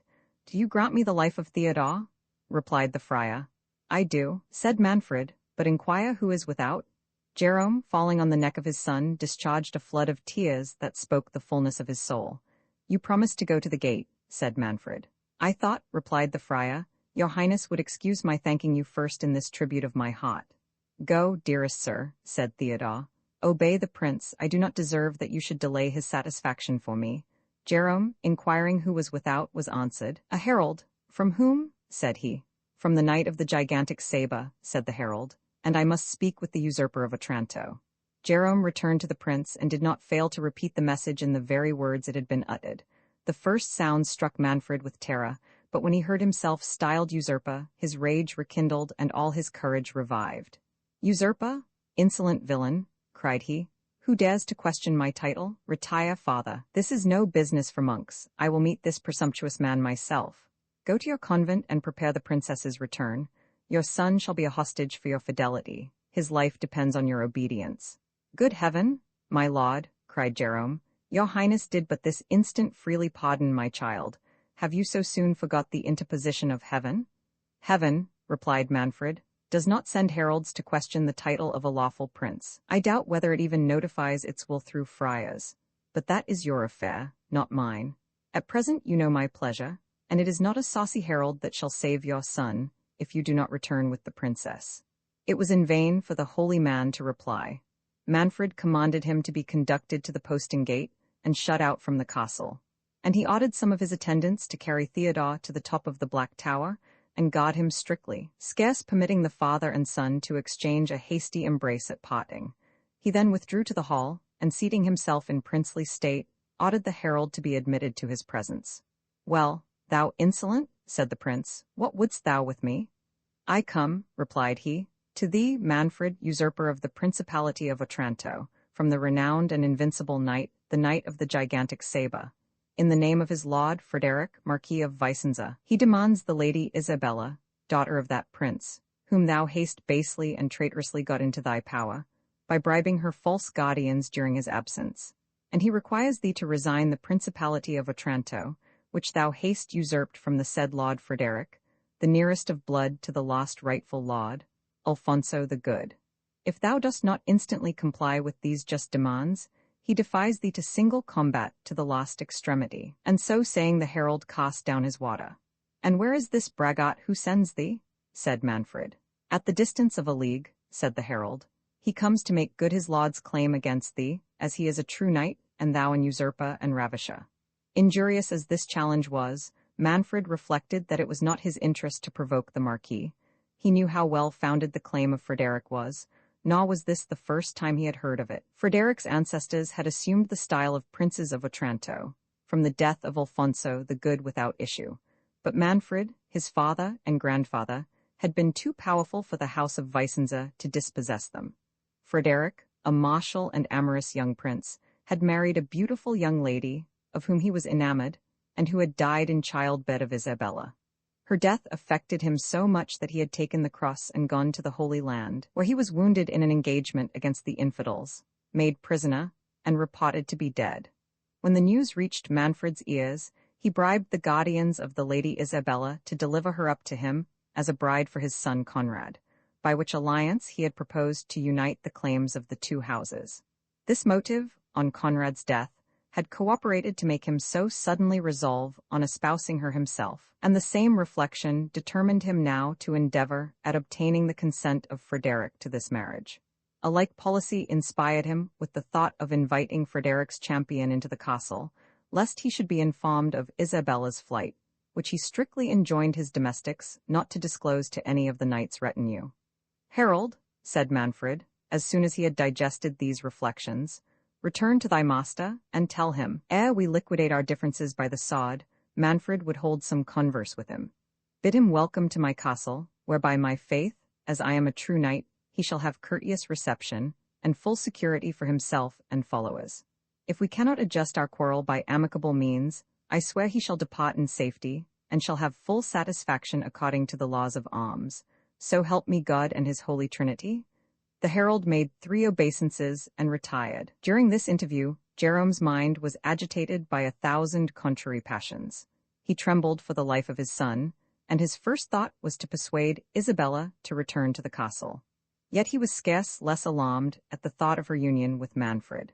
He dreaded Hippolyta's unbounded submission to the will of her lord, and though he did not doubt but he could alarm her piety not to consent to a divorce, if he could get access to her, yet should Manfred discover that the obstruction came from him, it might be equally fatal to Theodore.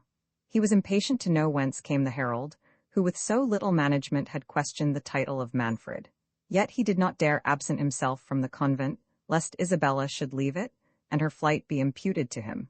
He returned disconsolately to the monastery, uncertain on what conduct to resolve. A monk, who met him in the porch and observed his melancholy air, said, "Alas, brother, is it then true that we have lost our excellent Princess Hippolyta?" The holy man started and cried, "What meanest thou, brother? I come this instant from the castle, and left her in perfect health." "Martelli," replied the other friar, "passed by the convent but a quarter of an hour ago on his way from the castle, and reported that her highness was dead. All our brethren are gone to the chapel to pray for her happy transit to a better life, and willed me to wait thy arrival. They know thy holy attachment to that good lady, and are anxious for the affliction it will cause in thee. Indeed, we have all reason to weep. She was a mother to our house. But this life is but a pilgrimage. We must not murmur. We shall all follow her. May our end be like hers?" "Good brother, thou dreamest," said Jerome. "I tell thee I come from the castle, and left the princess well. Where is the Lady Isabella?" "Poor gentlewoman," replied the friar. "I told her the sad news and offered her spiritual comfort. I reminded her of the transitory condition of mortality and advised her to take the veil. I quoted the example of the holy Princess Sankier of Aragon." "Thy zeal was laudable," said Jerome, impatiently, "but at present it was unnecessary. Hippolyta is well. At least I trust in the Lord she is. I heard nothing to the contrary. Yet, methinks, the prince's earnestness— Well, brother, but where is the Lady Isabella?" "I know not," said the friar. "She wept much, and said she would retire to her chamber." Jerome left his comrade abruptly and hastened to the princess, but she was not in her chamber. He inquired of the domestics of the convent, but could learn no news of her. He searched in vain throughout the monastery and the church, and dispatched messengers round the neighborhood to get intelligence if she had been seen, but to no purpose. Nothing could equal the good man's perplexity. He judged that Isabella, suspecting Manfred of having precipitated his wife's death, had taken the alarm and withdrawn herself to some more secret place of concealment. This new flight would probably carry the prince's fury to the height. The report of Hippolyta's death, though it seemed almost incredible, increased his consternation, and though Isabella's escape bespoke her aversion of Manfred for a husband, Jerome could feel no comfort from it, while it endangered the life of his son. He determined to return to the castle, and made several of his brethren accompany him to attest his innocence to Manfred, and, if necessary, join their intercession with his for Theodore. The prince, in the meantime, had passed into the court, and ordered the gates of the castle to be flung open for the reception of the stranger knight and his train. In a few minutes the cavalcade arrived. First came 2 harbingers with wands, next a herald, followed by 2 pages and 2 trumpets, then 100 foot guards. These were attended by as many hoss. After them 50 footmen, clothed in scarlet and black, the colours of the knight. Then a led hoss, 2 heralds on each side of a gentleman on horseback, bearing a banner with the arms of Vicenza and Otranto quarterly, a circumstance that much offended Manfred, but he stifled his resentment. 2 more pages, the knight's confessor telling his beads. 50 more footmen clad as before, 2 knights habited in complete armour, their beavers down, comrades to the principal knight. The squires of the 2 knights carrying their shields and devices. The knight's own squire, 100 gentlemen bearing an enormous sword, and seeming to faint under the weight of it. The knight himself on a chestnut steed, in complete armour, his lance in the rest, his face entirely concealed by his visor, which was surmounted by a large plume of scarlet and black feathers. 50-foot guards with drums and trumpets closed the procession, which wheeled off to the right and left to make room for the principal knight. As soon as he approached the gate he stopped, and the herald advancing, read again the words of the challenge. Manfred's eyes were fixed on the gigantic sword, and he scarce seemed to attend to the cartel, but his attention was soon diverted by a tempest of wind that rose behind him. He turned and beheld the plumes of the enchanted helmet agitated in the same extraordinary manner as before. It required intrepidity like Manfred's not to sink under a concurrence of circumstances that seemed to announce his fate. Yet scorning in the presence of strangers to betray the courage he had always manifested, he said boldly, "Sir Knight, whoever thou art, I bid thee welcome. If thou art of mortal mould, thy valour shall meet its equal, and if thou art a true knight, thou wilt scorn to employ sorcery to carry thy point. Be these omens from heaven or hell, Manfred trusts to the righteousness of his cause and to the aid of St. Nicholas, who has ever protected his house. Alight, Sir Knight, and repose thyself. Tomorrow thou shalt have a fair field, and heaven befriend the just aside." The knight made no reply, but dismounting, was conducted by Manfred to the great hall of the castle. As they traversed the court, the knight stopped to gaze on the miraculous casque, and kneeling down, seemed to pray inwardly for some minutes. Rising, he made a sign to the prince to lead on. As soon as they entered the hall, Manfred proposed to the stranger to disarm, but the knight shook his head in token of refusal. "Sir Knight," said Manfred, "this is not courteous, but by my good faith I will not cross thee, nor shalt thou have cause to complain of the Prince of Otranto. No treachery is designed on my part, I hope none is intended on thine. Here take my gage," giving him his ring. "Your friends, and you shall enjoy the laws of hospitality. Rest here until refreshments are brought. I will but give orders for the accommodation of your train, and return to you." The 3 knights bowed as accepting his courtesy.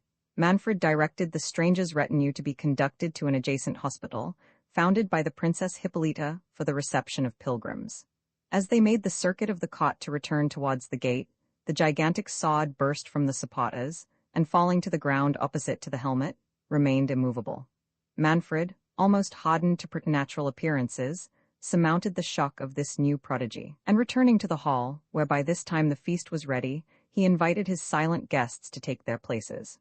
Manfred, however ill his heart was at ease, endeavoured to inspire the company with mirth. He put several questions to them, but was answered only by signs. They raised their visors but sufficiently to feed themselves, and that sparingly.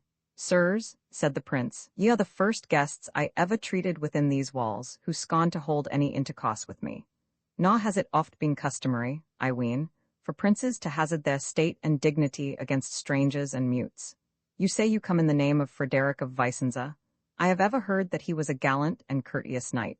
Nor would he, I am bold to say, think it beneath him to mix in social converse with a prince that is his equal, and not unknown by deeds in arms. Still ye are silent. Well, be it as it may, by the laws of hospitality and chivalry ye are masters under this roof, ye shall do your pleasure. But come, give me a goblet of wine, ye will not refuse to pledge me to the healths of your fair mistresses." The principal knight sighed and crossed himself, and was rising from the bod. "Sir Knight," said Manfred, "what I said was but in spot.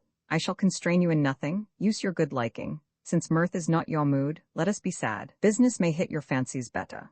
Let us withdraw, and hear if what I have to unfold may be better relished than the vain efforts I have made for your pastime." Manfred then conducting the 3 knights into an inner chamber, shut the door, and inviting them to be seated, began thus, addressing himself to the chief personage. "You come, Sir Knight, as I understand, in the name of the Marquis of Vicenza, to redemand the Lady Isabella, his daughter, who has been contracted in the face of Holy Church to my son, by the consent of her legal guardians, and to require me to resign my dominions to your lord, who gives himself for the nearest of blood to Prince Alfonso, whose soul God rest. I shall speak to the latter article of your demands first. You must know, your lord knows, that I enjoy the principality of Otranto from my father, Don Manuel, as he received it from his father, Don Ricardo. Alfonso, their predecessor, dying childless in the Holy Land, bequeathed his estates to my grandfather, Don Ricardo, in consideration of his faithful services. The stranger shook his head. Sir Knight, said Manfred warmly, Ricardo was a valiant and upright man, he was a pious man, witness his munificent foundation of the adjoining church and 2 convents. He was peculiarly patronized by St. Nicholas. My grandfather was incapable. I say, sir, Don Ricardo was incapable. Excuse me, your interruption has disorded me. I venerate the memory of my grandfather. Well, sirs, he held this estate, he held it by his good sod and by the favor of St. Nicholas. So did my father, and so, sirs, will I, come what come will. But Frederick, your lord, is nearest in blood. I have consented to put my title to the issue of the sod. Does that imply a vicious title? I might have asked, where is Frederick, your lord? Report speaks him dead in captivity. You say, your actions say he lives. I question it not. I might, sirs, I might, but I do not. Other princes would bid Frederick take his inheritance by force if he can. They would not stake their dignity on a single combat. They would not submit it to the decision of unknown mutes. Pardon me, gentlemen, I am too warm, but suppose yourselves in my situation. As ye are stout knights, would it not move your choler to have your own and the honor of your ancestors called in question? But to the point, ye require me to deliver up the Lady Isabella. Sirs, I must ask if ye are authorized to receive her? The knight nodded. Receive her, continued Manfred. Well, you are authorized to receive her, but gentle knight, may I ask if you have full powers? The knight nodded.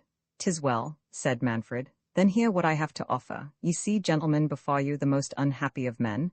He began to weep. Afford me your compassion, I am entitled to it. Indeed I am. No, I have lost my only hope, my joy, the support of my house. Conrad died yestermorning. The knights discovered signs of surprise. Yes, sirs, fate has disposed of my son. Isabella is at liberty. Do you then restore her? Cried the chief knight, breaking silence. Afford me your patience, said Manfred. I rejoice to find, by this testimony of your goodwill, that this matter may be adjusted without blood. It is no interest of mine dictates what little I have farther to say. Ye behold in me a man disgusted with the world. The loss of my son has weaned me from earthly cares. Power and greatness have no longer any charms in my eyes. I wish to transmit the scepter I had received from my ancestors with honor to my son, but that is over? Life itself is so indifferent to me that I accepted your defiance with joy. A good knight cannot go to the grave with more satisfaction than when falling in his vocation. Whatever is the will of heaven, I submit, for alas, sirs, I am a man of many sorrows. Manfred is no object of envy, but no doubt you are acquainted with my story.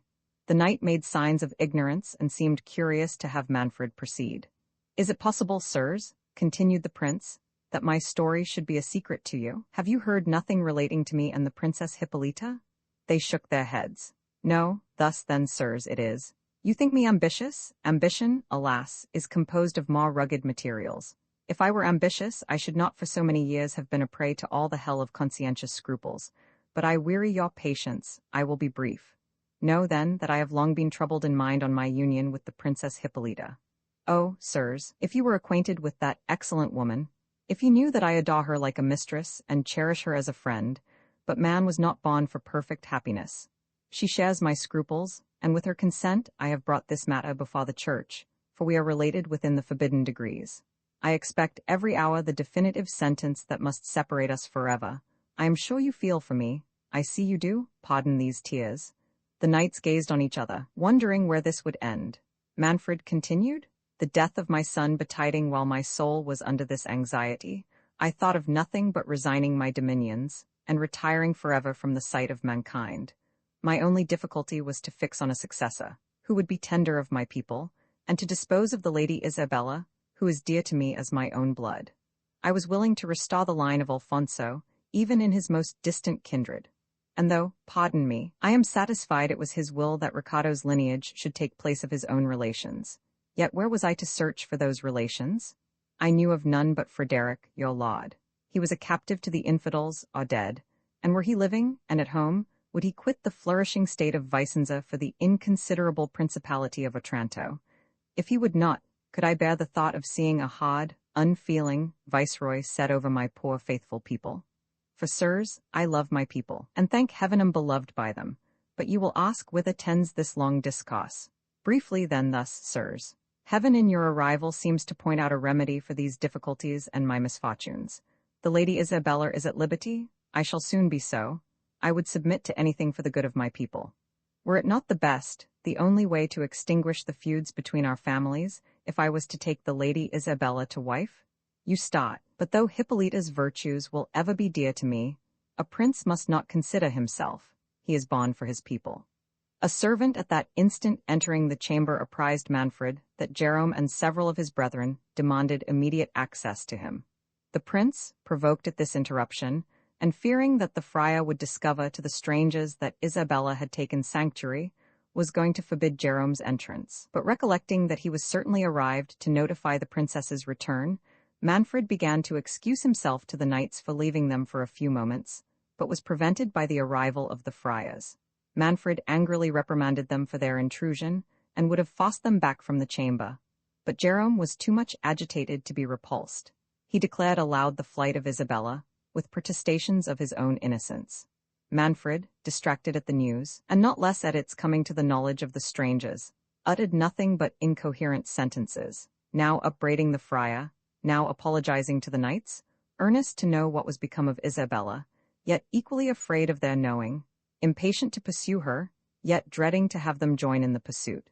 He offered to dispatch messengers in quest of her, but the chief knight, no longer keeping silence, reproached Manfred in bitter terms for his dark and ambiguous dealing, and demanded the cause of Isabella's first absence from the castle. Manfred, casting a stern look at Jerome, implying a command of silence, pretended that on Conrad's death he had placed her in sanctuary until he could determine how to dispose of her.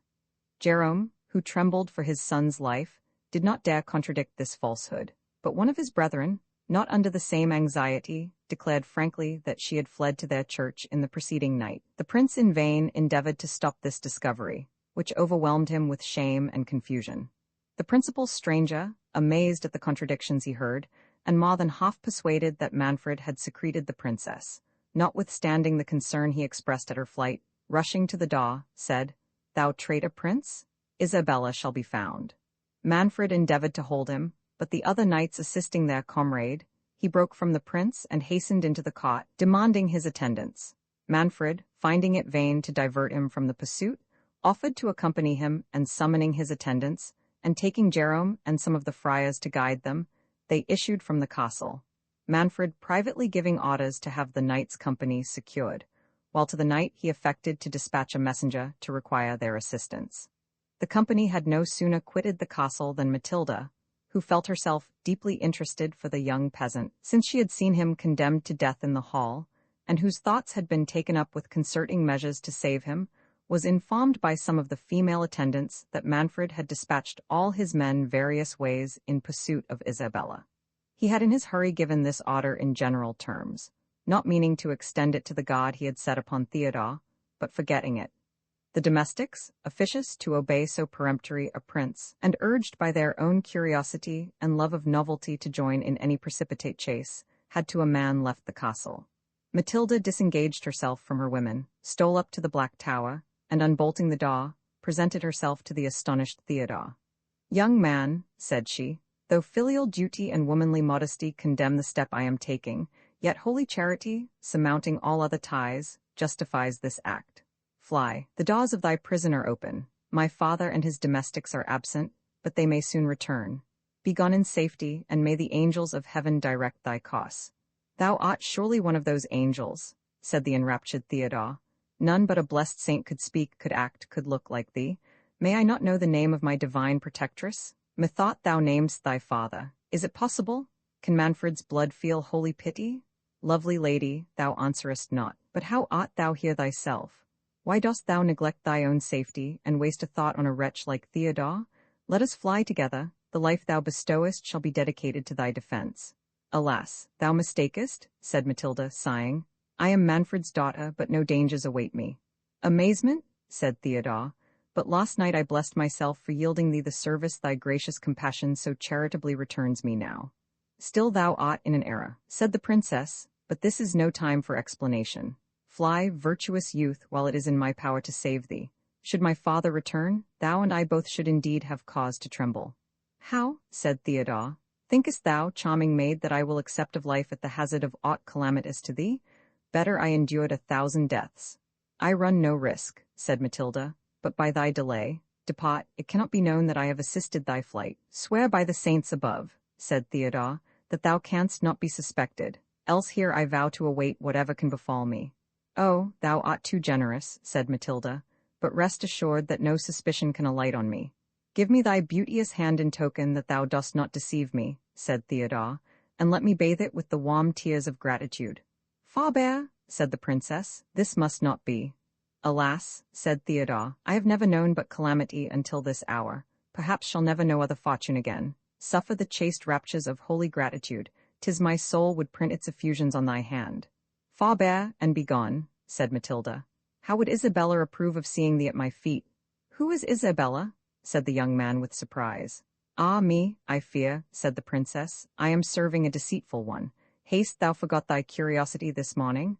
Thy looks, thy actions, all thy beauteous self seem an emanation of divinity, said Theodore, but thy words are dark and mysterious. Speak, lady, speak to thy servant's comprehension. Thou understandest but too well, said Matilda, but once more I command thee to be gone. Thy blood, which I may preserve, will be on my head if I waste the time in vain discourse. I go, lady, said Theodore, because it is thy will, and because I would not bring the grey hairs of my father with sorrow to the grave. Say but, adored lady, that I have thy gentle pity. Stay, said Matilda. I will conduct thee to the subterraneous vault by which Isabella escaped. It will lead thee to the church of St. Nicholas, where thou mayst take sanctuary. What? Said Theodore, was it another, and not thy lovely self, that I assisted to find the subterraneous passage? It was, said Matilda, but ask no more. I tremble to see thee still abide here. Fly to the sanctuary. To sanctuary, said Theodore. No, princess, sanctuaries are for helpless damsels or for criminals. Theodore's soul is free from guilt, nor will wear the appearance of it. Give me a sword, lady, and thy father shall learn that Theodore scorns an ignominious flight. Rash youth, said Matilda, thou wouldst not dare to lift thy presumptuous arm against the Prince of Otranto. Not against thy father, indeed, I dare not, said Theodore. Excuse me, lady, I had forgotten, but could I gaze on thee and remember thou art sprung from the tyrant Manfred. But he is thy father, and from this moment my injuries are buried in oblivion. A deep and hollow groan, which seemed to come from above, startled the princess and Theodore. Good heaven, we are overheard, said the princess. They listened, but perceiving no further noise, they both concluded it the effect of pent-up vapors, and the princess, preceding Theodore softly, carried him to her father's armory, where, equipping him with a complete suit, he was conducted by Matilda to the postern gate. Avoid the town, said the princess, and all the western side of the castle. 'Tis there the search must be making by Manfred and the strangers, but hie thee to the opposite quarter. Yonder behind that forest to the east is a chain of rocks, hollowed into a labyrinth of caverns that reach to the sea-coast. There thou mayst lie concealed, till thou canst make signs to some vessel to put on shore, and take thee off. Go, heaven be thy guide. And sometimes in thy prayers remember, Matilda? Theodore flung himself at her feet, and seizing her lily hand, which with struggles she suffered him to kiss, he vowed on the earliest opportunity to get himself knighted, and fervently entreated her permission to swear himself eternally her knight. Ere the princess could reply, a clap of thunder was suddenly heard that shook the battlements. Theodore, regardless of the tempest, would have urged his suit, but the princess, dismayed, retreated hastily into the castle, and commanded the youth to be gone with an air that would not be disobeyed. He sighed and retired, but with eyes fixed on the gate, until Matilda, closing it, put an end to an interview, in which the hearts of both had drunk so deeply of a passion, which both now tasted for the first time. Theodore went pensively to the convent, to acquaint his father with his deliverance. There he learned the absence of Jerome, and the pursuit that was making after the Lady Isabella, with some particulars of whose story he now first became acquainted. The generous gallantry of his nature prompted him to wish to assist her, but the monks could lend him no lights to guess at the route she had taken. He was not tempted to wander far in search of her, for the idea of Matilda had imprinted itself so strongly on his heart that he could not bear to absent himself at much distance from her abode. The tenderness Jerome had expressed for him concurred to confirm this reluctance, and he even persuaded himself that filial affection was the chief cause of his hovering between the castle and monastery. Until Jerome should return at night, Theodore at length determined to repair to the forest that Matilda had pointed out to him. Arriving there, he sought the gloomiest shades as best suited to the pleasing melancholy that reigned in his mind. In this mood, he roved insensibly to the caves which had formerly served as a retreat to hermits, and were now repotted round the country to be haunted by evil spirits. He recollected to have heard this tradition, and being of a brave and adventurous disposition, he willingly indulged his curiosity in exploring the secret recesses of this labyrinth. He had not penetrated far before he thought he heard the steps of some person who seemed to retreat before him. Theodore, though firmly grounded in all our holy faith enjoins to be believed, had no apprehension that good men were abandoned without cause to the malice of the powers of darkness. He thought the place more likely to be infested by robbers than by those infernal agents who are reported to molest and bewilder travelers. He had long burned with impatience to approve his valor. Drawing his saber, he marched sedately onwards, still directing his steps as the imperfect rustling sound before him led the way. The armor he wore was a like indication to the person who avoided him. Theodore, now convinced that he was not mistaken, redoubled his pace, and evidently gained on the person that fled, whose haste increasing, Theodore came up just as a woman fell breathless before him. He hasted to raise her, but her terror was so great that he apprehended she would faint in his arms. He used every gentle word to dispel her alarms, and assured her that far from injuring, he would defend her at the peril of his life.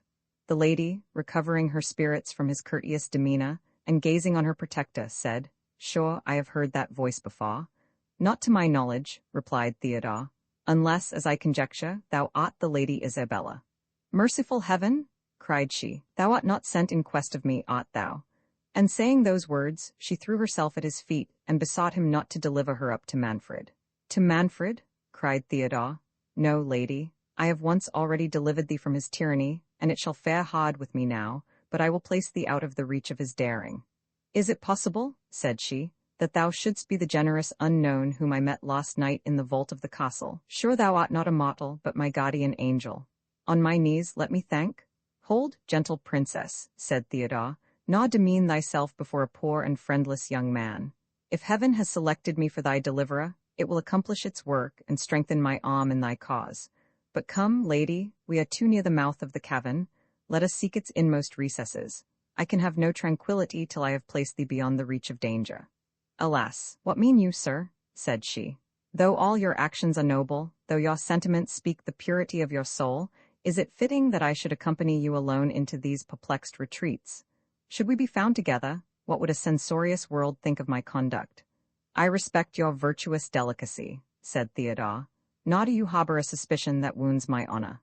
I meant to conduct you into the most private cavity of these rocks, and then at the hazard of my life to guard their entrance against every living thing.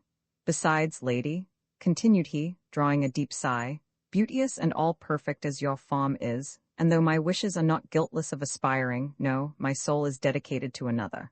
And although a sudden noise prevented Theodore from proceeding, they soon distinguished these sounds. "Isabella? What ho, Isabella?" The trembling princess relapsed into her former agony of fear. Theodore endeavored to encourage her, but in vain. He assured her he would die rather than suffer her to return under Manfred's power, and begging her to remain concealed, he went forth to prevent the person in search of her from approaching. At the mouth of the cavern he found an armed knight, discoursing with a peasant, who assured him he had seen a lady enter the passes of the rock. The knight was preparing to seek her, when Theodore, placing himself in his way, with his sword drawn, sternly forbade him at his peril to advance. "And who art thou, who darest to cross my way?" said the knight haughtily. "One who does not dare more than he will perform," said Theodore. "I seek the Lady Isabella," said the knight, "and understand she has taken refuge among these rocks. Impede me not, or thou wilt repent having provoked my resentment." "Thy purpose is as odious as thy resentment is contemptible," said Theodore. "Return whence thou camest, or we shall soon know whose resentment is most terrible." The stranger, who was the principal knight that had arrived from the Marquis of Vicenza, had galloped from Manfred as he was busied in getting information of the princess, and giving various orders to prevent her falling into the power of the three knights.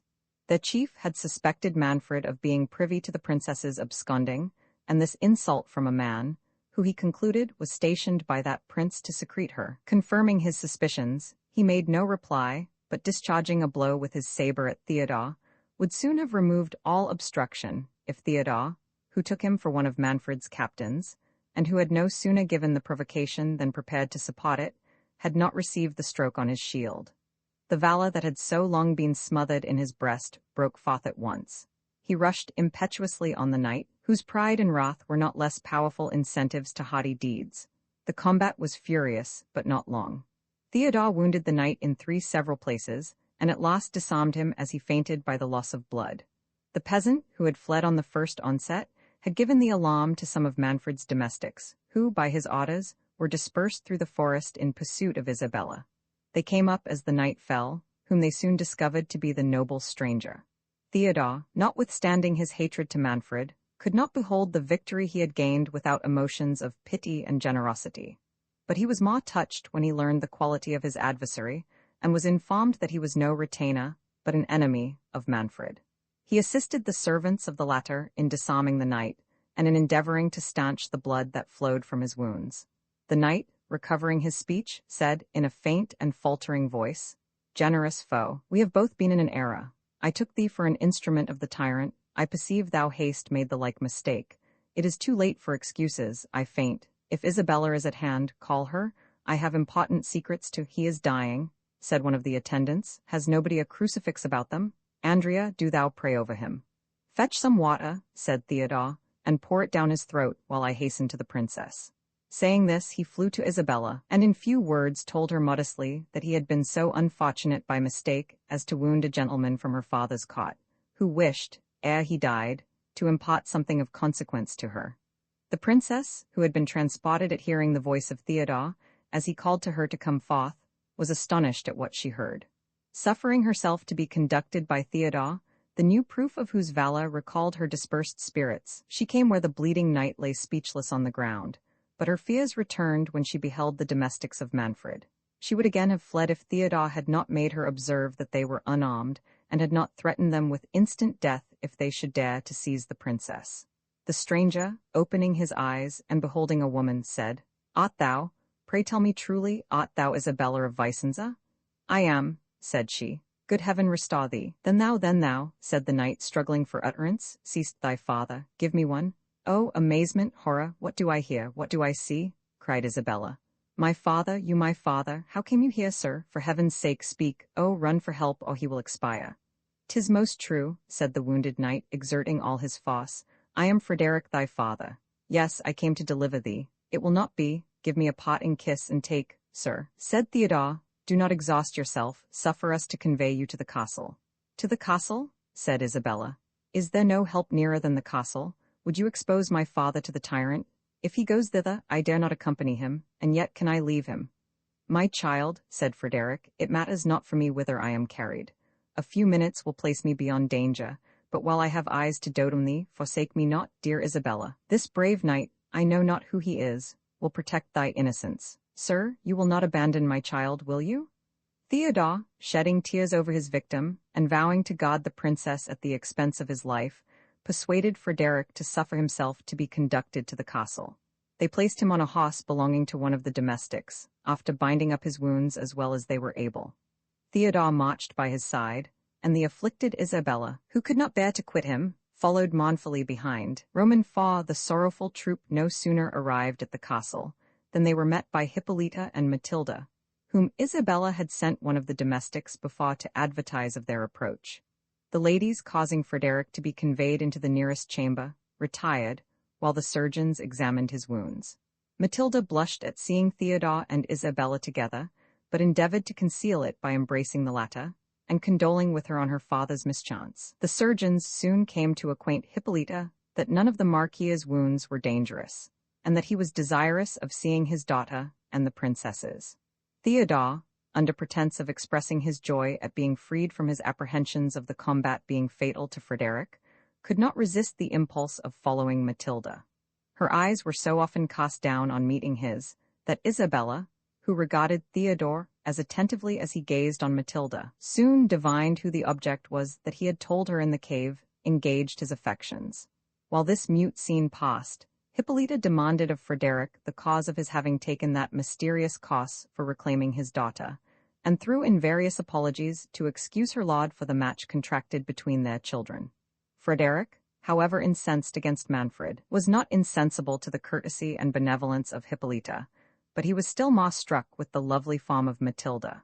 Wishing to detain them by his bedside, he informed Hippolyta of his story. He told her that, while prisoner to the infidels, he had dreamed that his daughter, of whom he had learned no news since his captivity, was detained in a castle, where she was in danger of the most dreadful misfortunes, and that if he obtained his liberty and repaired to a wood near Joppa, he would learn more. Alarmed at this dream, and incapable of obeying the direction given by it, his chains became more grievous than ever. But while his thoughts were occupied on the means of obtaining his liberty, he received the agreeable news that the Confederate princes who were warring in Palestine had paid his ransom. He instantly set out for the wood that had been marked in his dream. For 3 days he and his attendants had wandered in the forest without seeing a human form, but on the evening of the 3rd they came to a cell, in which they found a venerable hermit in the agonies of death. Applying rich cordials, they brought the fainting man to his speech. "My sons," said he, "I am bounden to your charity, but it is in vain. I am going to my eternal rest. Yet I die with the satisfaction of performing the will of heaven. When first I repaired to this solitude, after seeing my country become a prey to unbelievers, it is, alas, above 50 years since I was witness to that dreadful scene.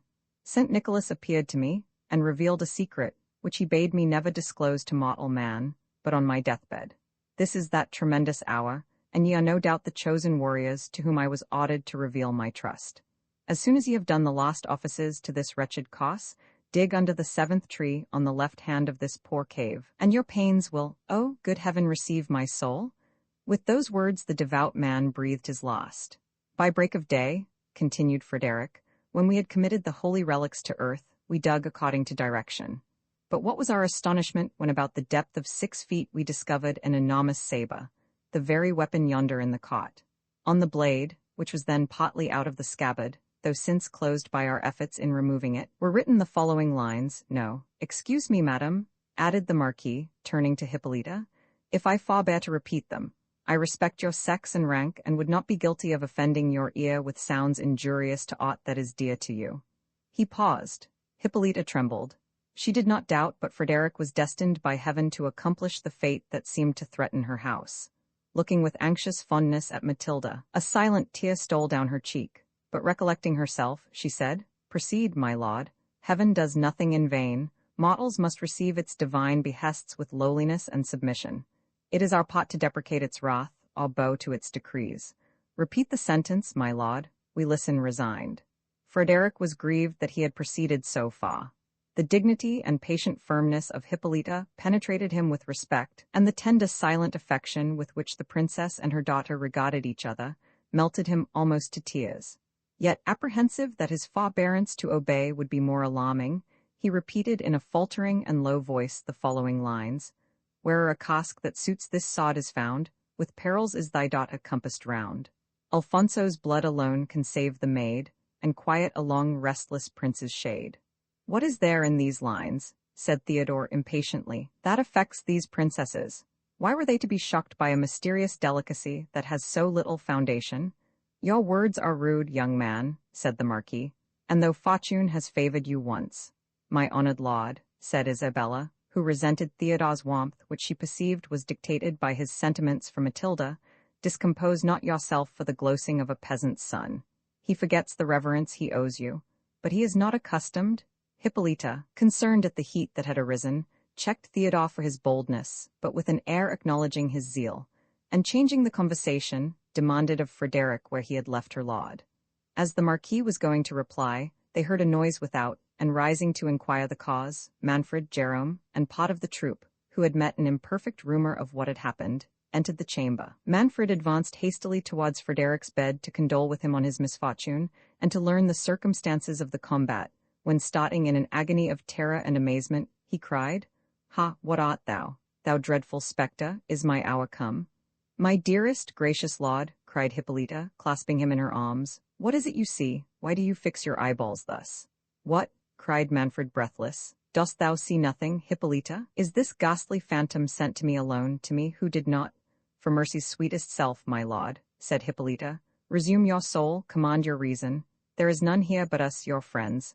"What, is not that Alfonso?" cried Manfred. "Dost thou not see him? Can it be my brain's delirium?" "This, my lord," said Hippolyta, "this is Theodore, the youth who has been so unfortunate." "Theodore?" said Manfred mournfully, and striking his forehead. "Theodore or a phantom, he has unhinged the soul of Manfred. But how comes he here? And how comes he in armor?" "I believe he went in search of Isabella," said Hippolyta. "Of Isabella?" said Manfred, relapsing into rage. "Yes, yes, that is not doubtful. But how did he escape from durance in which I left him? Was it Isabella, or this hypocritical old friar, that procured his enlargement? And would a parent be criminal, my lord," said Theodore, "if he meditated the deliverance of his child?" Jerome, amazed to hear himself in a manner accused by his son, and without foundation, knew not what to think. He could not comprehend how Theodore had escaped, how he came to be armed, and to encounter Frederick. Still, he would not venture to ask any questions that might tend to inflame Manfred's wrath against his son. Jerome's silence convinced Manfred that he had contrived Theodore's release. "And is it thus, thou ungrateful old man," said the prince, addressing himself to the friar, "that thou repayest mine and Hippolyta's bounties, and not content with traversing my heart's nearest wishes, thou armest thy bastard, and bringest him into my own castle to insult me?" "My lord," said Theodore, "you wrong my father. Neither he nor I are capable of harboring a thought against your peace. Is it insolence thus to surrender myself to your highness's pleasure?" added he, laying his sword respectfully at Manfred's feet. "Behold my bosom, strike, my lord, if you suspect that a disloyal thought is lodged there. There is not a sentiment engraven on my heart that does not venerate you and yours." The grace and fervor with which Theodore uttered these words interested every person present in his favor. Even Manfred was touched, yet still possessed with his resemblance to Alfonso, his admiration was dashed with secret horror. "Rise," said he, "thy life is not my present purpose, but tell me thy history, and how thou camest connected with this old traitor here." "My lord," said Jerome eagerly. "Peace, impostor?" said Manfred, "I will not have him prompted." "My lord," said Theodore, "I want no assistance, my story is very brief. I was carried at 5 years of age to Algiers with my mother, who had been taken by corsairs from the coast of Sicily. She died of grief in less than a 12-month. The tears gushed from Jerome's eyes, on whose countenance 1,000 anxious passions stood expressed. "Before she died," continued Theodore, "she bound a writing about my arm under my garments, which told me I was the son of the Count Falconara." "It is most true," said Jerome. "I am that wretched father." "Again I enjoin thee silence," said Manfred. "Proceed." "I remained in slavery," said Theodore, "until within these 2 years, when attending on my master in his cruises, I was delivered by a Christian vessel, which overpowered the pirate, and discovering myself to the captain, he generously put me on shore in Sicily. But alas! Instead of finding a father, I learned that his estate, which was situated on the coast, had, during his absence, been laid waste by the rover who had carried my mother and me into captivity, that his castle had been burnt to the ground, and that my father on his return had sold what remained, and was retired into religion in the kingdom of Naples, but where no man could inform me. Destitute and friendless, hopeless almost of attaining the transport of a parent's embrace, I took the first opportunity of setting sail for Naples, from whence, within these 6 days, I wandered into this province, still supporting myself by the labor of my hands, nor until yestermorn did I believe that heaven had reserved any lot for me but peace of mind and contented poverty. This, my lord, is Theodore's story. I am blessed beyond my hope in finding a father. I am unfortunate beyond my desert in having incurred your highness's displeasure." He ceased. A murmur of approbation gently arose from the audience. "This is not all," said Frederick. "I am bound in honor to add what he suppresses. Though he is modest, I must be generous. He is one of the bravest youths on Christian ground. He is warm too, and from the short knowledge I have of him, I will pledge myself for his veracity. If what he reports of himself were not true, he would not utter it. And for me, youth, I honor a frankness which becomes thy birth. But now, and thou didst offend me, yet the noble blood which flows in thy veins may well be allowed to boil out, when it has so recently traced itself to its source. Come, my lord," turning to Manfred, If I can pardon him, surely you may. It is not the youth's fault if you took him for a spectre. This bitter taunt galled the soul of Manfred. If beings from another world, replied he haughtily, have power to impress my mind with awe, it is more than living man can do, knock at a stripling's arm. My lord, interrupted Hippolyta, your guest has occasion for repose, shall we not leave him to his rest? Saying this, and taking Manfred by the hand, she took leave of Frederick, and led the company forth. The prince, not sorry to quit a conversation which recalled to mind the discovery he had made of his most secret sensations, suffered himself to be conducted to his own apartment, after permitting Theodore, though under engagement to return to the castle on the morrow, a condition the young man gladly accepted, to retire with his father to the convent. Matilda and Isabella were too much occupied with their own reflections, and too little content with each other, to wish for farther converse that night. They separated each to her chamber, with more expressions of ceremony and fewer of affection than had passed between them since their childhood. If they parted with small cordiality, they did but meet with greater impatience, as soon as the sun was risen. Their minds were in a situation that excluded sleep, and each recollected 1,000 questions which she wished she had put to the other overnight. Matilda reflected that Isabella had been twice delivered by Theodore in very critical situations, which she could not believe accidental. His eyes, it was true, had been fixed on her in Frederick's chamber, but that might have been to disguise his passion for Isabella from the fathers of both. It were better to clear this up. She wished to know the truth, lest she should wrong her friend by entertaining a passion for Isabella's lover.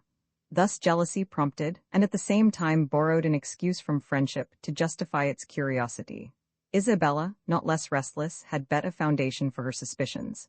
Both Theodore's tongue and eyes had told her his heart was engaged, it was true, yet perhaps Matilda might not correspond to his passion. She had ever appeared insensible to love. All her thoughts were set on heaven. Why did I dissuade her? Said Isabella to herself. I am punished for my generosity, but when did they meet? Where? It cannot be. I have deceived myself. Perhaps last night was the first time they ever beheld each other. It must be some other object that has prepossessed his affections. If it is, I am not so unhappy as I thought.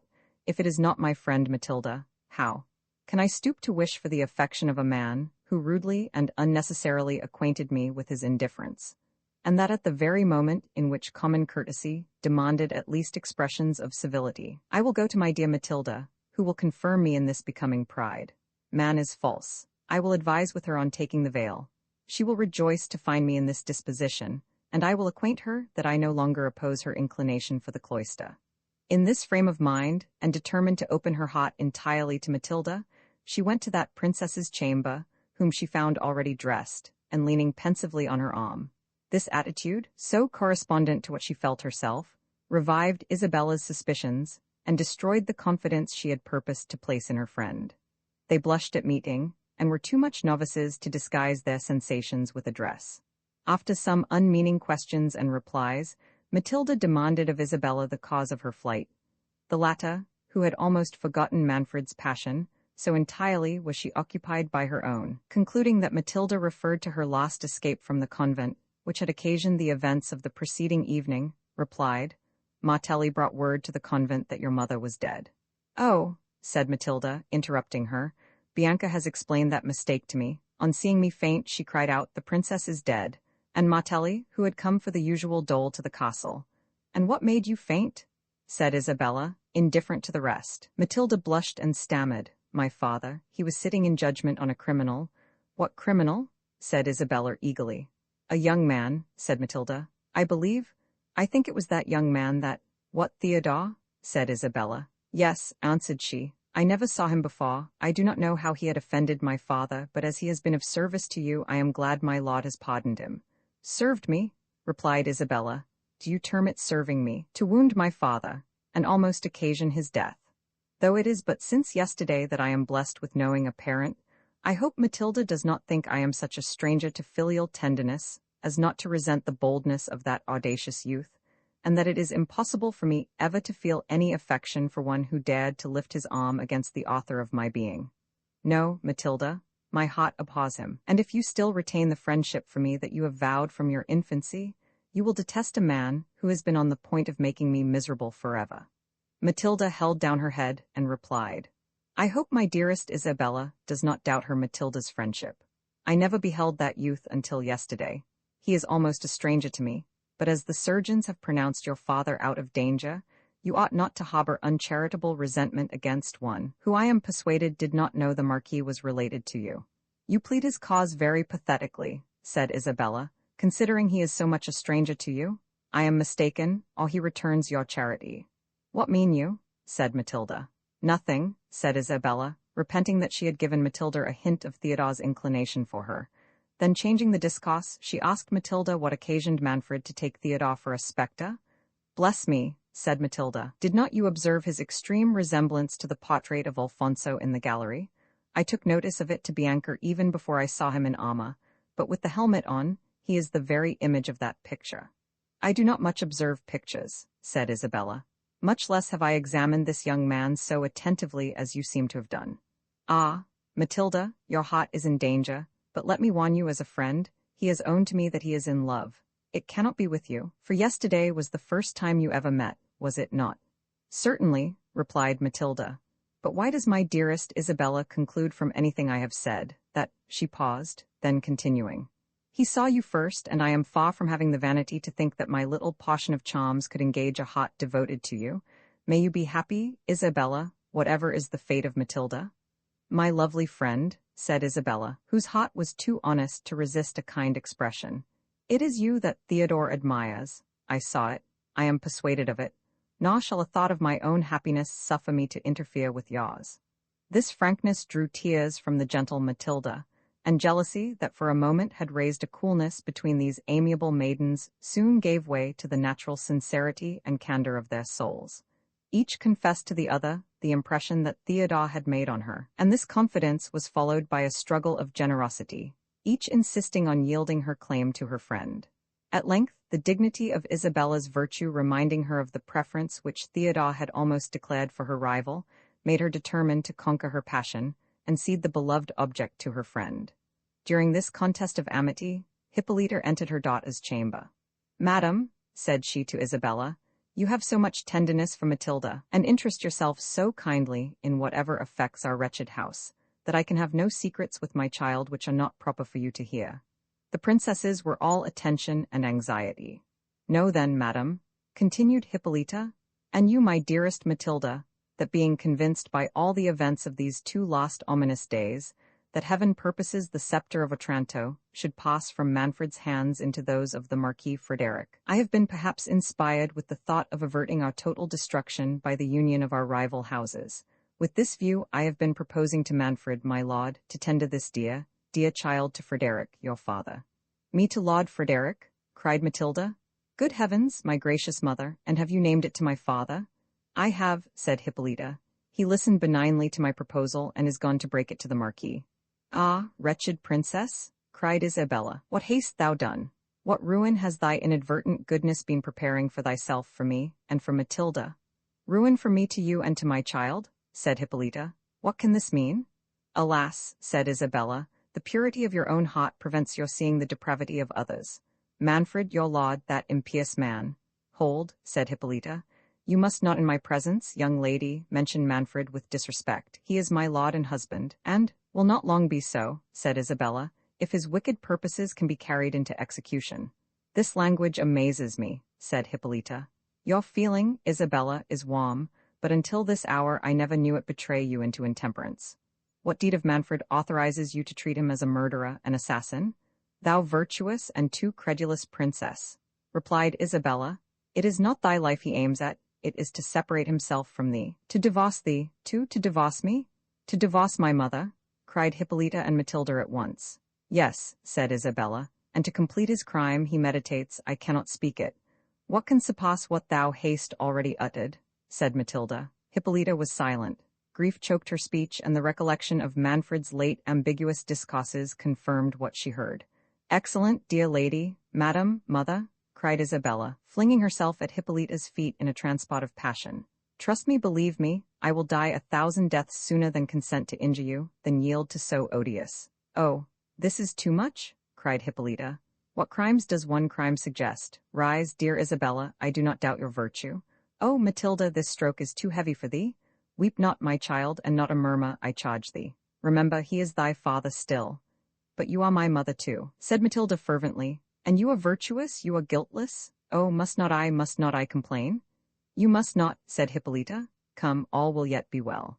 Manfred, in the agony for the loss of thy brother, knew not what he said. Perhaps Isabella misunderstood him. His heart is good, and, my child, thou knowest not all. There is a destiny hangs over us, the hand of Providence is stretched out. Oh, could I but save thee from the wreck! Yes, continued she in a firmer tone, perhaps the sacrifice of myself may atone for all. I will go and offer myself to this divorce. It boots not what becomes of me. I will withdraw into the neighboring monastery, and waste the remainder of life in prayers and tears for my child and the prince. Thou art as much too good for this world, said Isabella, as Manfred is execrable. But think not, lady, that thy weakness shall determine for me. I swear, hear me all ye angels. Stop, I adjure thee, cried Hippolyta. Remember thou dost not depend on thyself, thou hast a father. My father is too pious, too noble, interrupted Isabella, to command an impious deed. But should he command it, can a father enjoin a cursed act? I was contracted to the son, can I wed the father? No, madam, no, Faust should not drag me to Manfred's hated bed. I loathe him, I abhor him, divine and human laws forbid, and my friend, my dearest Matilda, would I wound her tender soul by injuring her adored mother. My own mother, I never have known another. Oh, she is the mother of both, cried Matilda. Can we, Isabella, adore her too much? My lovely children, said the touched Hippolyta, your tenderness overpowers me, but I must not give way to it. It is not ours to make election for ourselves. Heaven, our fathers, and our husbands must decide for us. Have patience until you hear what Manfred and Frederick have determined. If the Marquis accepts Matilda's hand, I know she will readily obey. Heaven may interpose and prevent the rest. What means my child? Continued she, seeing Matilda fall at her feet with a flood of speechless tears. But no, answer me not, my daughter. I must not hear a word against the pleasure of thy father. Oh, doubt not my obedience, my dreadful obedience to him and to you, said Matilda. But can I, most respected of women, can I experience all this tenderness, this world of goodness, and conceal a thought from the best of mothers? What art thou going to utter? Said Isabella, trembling. Recollect thyself, Matilda. No, Isabella, said the princess, I should not deserve this incomparable parent if the inmost recesses of my soul harbored a thought without her permission. Nay, I have offended her. I have suffered a passion to enter my heart without her avowal. But here I disclaim it, here I vow to heaven and her. My child, said Hippolyta, what words are these? What new calamities has fate in store for us? Thou a passion, thou in this hour of destruction? Oh, I see all my guilt, said Matilda. I abhor myself if I cost my mother a pang. She is the dearest thing I have on earth. Oh, I will never, never behold him more. Isabella, said Hippolyta, thou art conscious to this unhappy secret, whatever it is. Speak. What? Cried Matilda. Have I so forfeited my mother's love that she will not permit me even to speak my own guilt? Oh, wretched, wretched Matilda! Thou art too cruel, said Isabella to Hippolyta. Canst thou behold this anguish of a virtuous mind and not commiserate it? Not pity my child, said Hippolyta, catching Matilda in her arms. Oh, I know she is good. She is all virtue, all tenderness and duty. I do forgive thee, my excellent, my only hope. The princesses then revealed to Hippolyta their mutual inclination for Theodore, and the purpose of Isabella to resign him to Matilda. Hippolyta blamed their imprudence, and showed them the improbability that either father would consent to bestow his heiress on so poor a man, though nobly born. Some comfort it gave her to find their passion of so recent a date, and that Theodore had had but little cause to suspect it in either. She strictly enjoined them to avoid all correspondence with him. This Matilda fervently promised, but Isabella, who flattered herself that she meant no more than to promote his union with her friend, could not determine to avoid him, and made no reply. I will go to the convent, said Hippolyta, and order new masses to be said for a deliverance from these calamities. Oh, my mother, said Matilda, you mean to quit us, you mean to take sanctuary, and to give my father an opportunity of pursuing his fatal intention. Alas, on my knees I supplicate you to forbear. Will you leave me a prey to Frederick? I will follow you to the convent. Be at peace, my child, said Hippolyta. I will return instantly. I will never abandon thee until I know it is the will of heaven and for thy benefit. Do not deceive me, said Matilda. I will not marry Frederick until thou commandest it. Alas, what will become of me? Why that exclamation? Said Hippolyta. I have promised thee to return. Ah, my mother, replied Matilda, stay and save me from myself. A frown from thee can do more than all my father's severity. I have given away my heart, and you alone can make me recall it. No, ma, said Hippolyta, thou must not relapse, Matilda. I can quit Theodore, said she, but must I wed another? Let me attend thee to the altar, and shut myself from the world forever. Thy fate depends on thy father, said Hippolyta. I have ill bestowed my tenderness if it has taught thee to revere aught beyond him. Adieu, my child, I go to pray for thee. Hippolyta's real purpose was to demand of Jerome whether in conscience she might not consent to the divorce. She had oft urged Manfred to resign the principality, which the delicacy of her conscience rendered an hourly burden to her. These scruples concurred to make the separation from her husband appear less dreadful to her than it would have seemed in any other situation. Jerome, at quitting the castle overnight, had questioned Theodore severely why he had accused him to Manfred of being privy to his escape. Theodore owned it had been with design to prevent Manfred's suspicion from alighting on Matilda, and added, the holiness of Jerome's life and character secured him from the tyrant's wrath. Jerome was heartily grieved to discover his son's inclination for that princess, and leaving him to his rest, promised in the morning to acquaint him with important reasons for conquering his passion.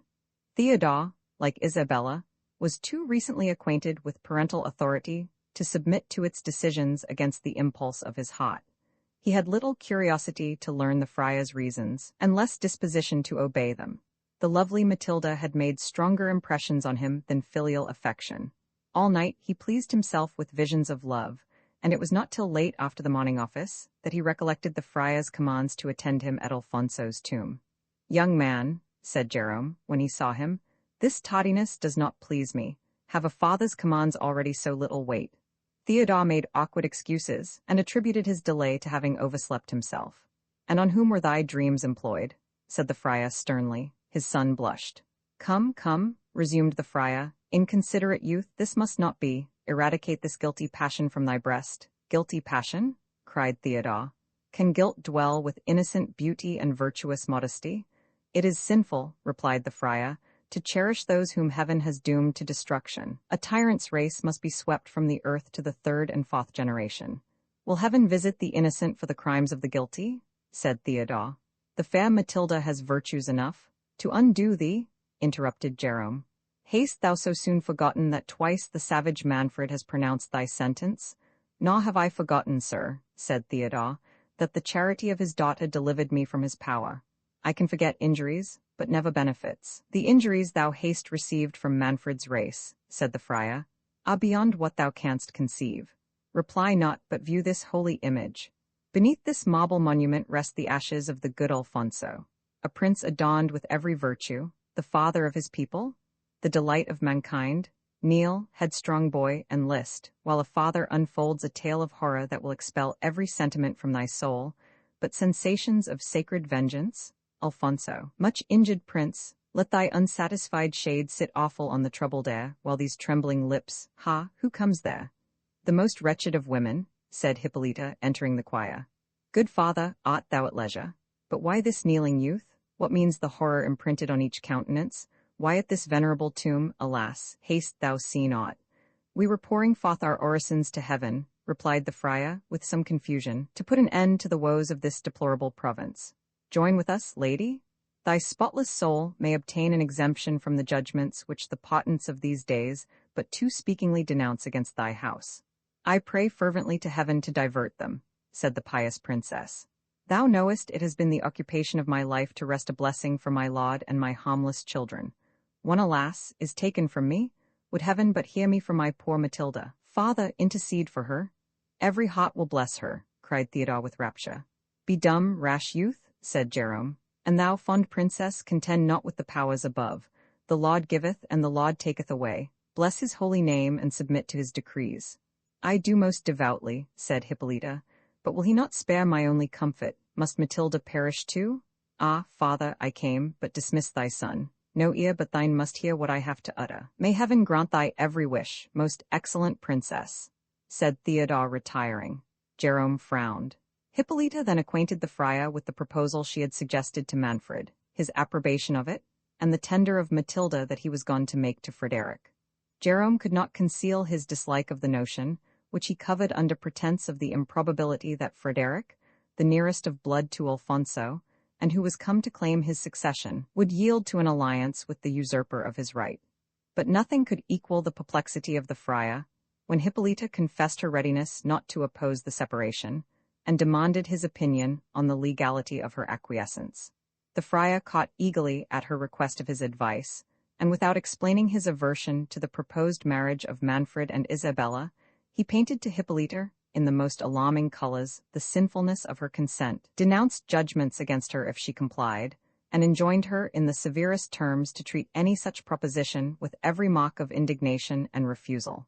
Manfred, in the meantime, had broken his purpose to Frederick, and proposed the double marriage. That weak prince, who had been struck with the charms of Matilda, listened but too eagerly to the offer. He forgot his enmity to Manfred, whom he saw but little hope of dispossessing by force, and flattering himself that no issue might succeed from the union of his daughter with the tyrant, he looked upon his own succession to the principality as facilitated by wedding Matilda. He made faint opposition to the proposal, affecting, for form only, not to acquiesce, unless Hippolyta should consent to the divorce. Manfred took that upon himself. Transported with his success, and impatient to see himself in a situation to expect sons, he hastened to his wife's apartment, determined to extort her compliance. He learned with indignation that she was absent at the convent. His guilt suggested to him that she had probably been informed by Isabella of his purpose. He doubted whether her retirement to the convent did not impart an intention of remaining there until she could raise obstacles to their divorce, and the suspicions he had already entertained of Jerome made him apprehend that the friar would not only traverse his views, but might have inspired Hippolyta with the resolution of taking sanctuary.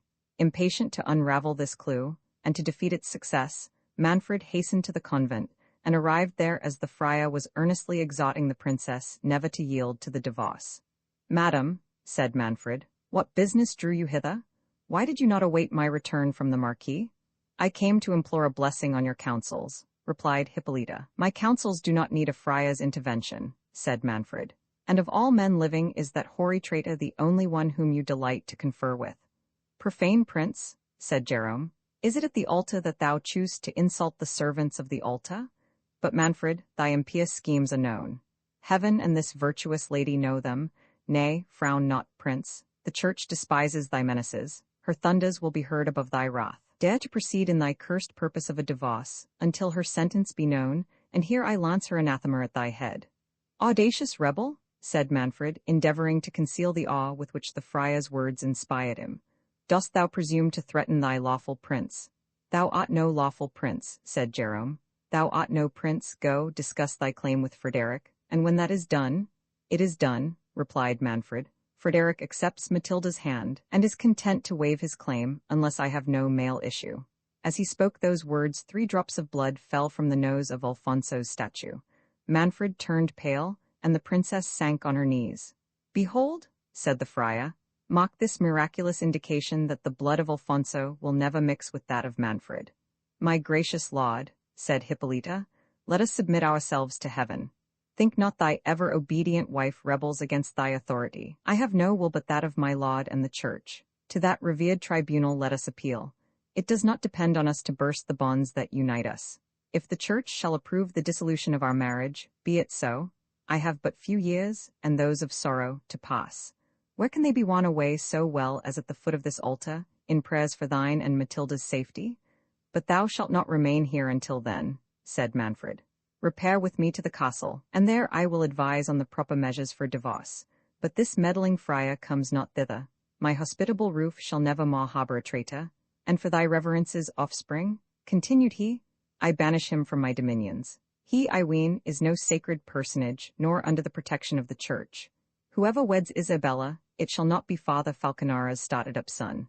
"They start up," said the friar, "who are suddenly beheld in the seat of lawful princes, but they wither away like the grass, and their place knows them no more."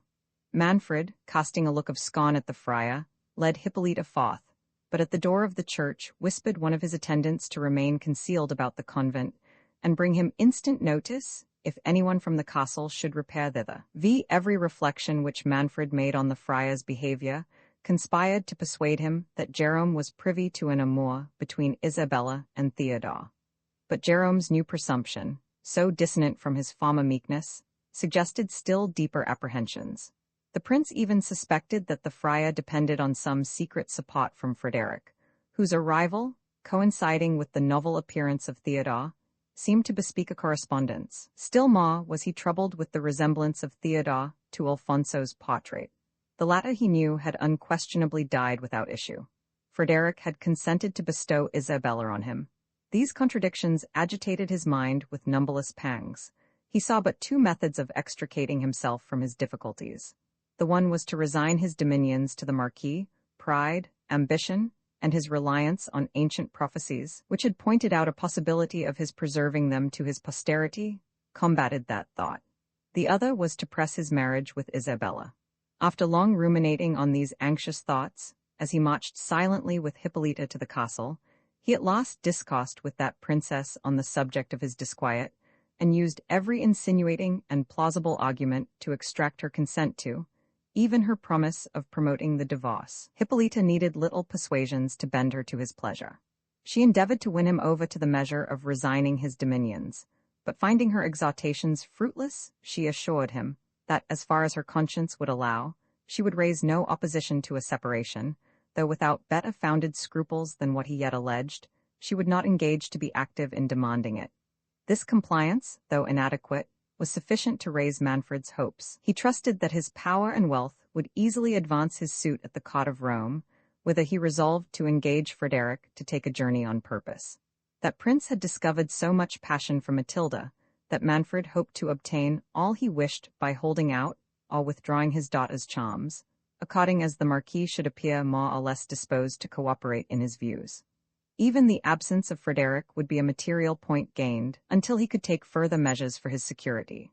Dismissing Hippolyta to her apartment, he repaired to that of the Marquis, but crossing the great hall through which he was to pass, he met Bianca. The damsel, he knew, was in the confidence of both the young ladies. It immediately occurred to him to sift her on the subject of Isabella and Theodore. Calling her aside into the recess of the oriel window of the hall, and soothing her with many fair words and promises, he demanded of her whether she knew aught of the state of Isabella's affections. "I, my lord, no, my lord, yes, my lord, poor lady. She is wonderfully alarmed about her father's wounds, but I tell her he will do well. Don't your highness think so?" "I do not ask you," replied Manfred, "what she thinks about her father, but you are in her secrets. Come, be a good girl and tell me, is there any young man, you understand me?" "Lord bless me, understand your highness? No, not I. I told her a few vulnerary herbs and repose." "I am not talking," replied the prince impatiently, "about her father. I know he will do well." "Bless me, I rejoice to hear your highness say so, for though I thought it not right to let my young lady despond, methought his greatness had a wan look, and a something. I remember when young Ferdinand was wounded by the Venetian." "Thou answerest from the point," interrupted Manfred. "But here, take this jewel. Perhaps that may fix thy attention. Nay, no reverences, my favour shall not stop here. Come, tell me truly, how stands Isabella's heart?" "Well, your highness has such a way," said Bianca, "to be sure, but can your highness keep a secret? If it should ever come out of your lips—" It shall not, cried Manfred. "Nay, but swear, your highness." "By my halidame, if it should ever be known that I said it, why, truth is truth. I do not think my lady Isabella ever much affectioned my young lord your son.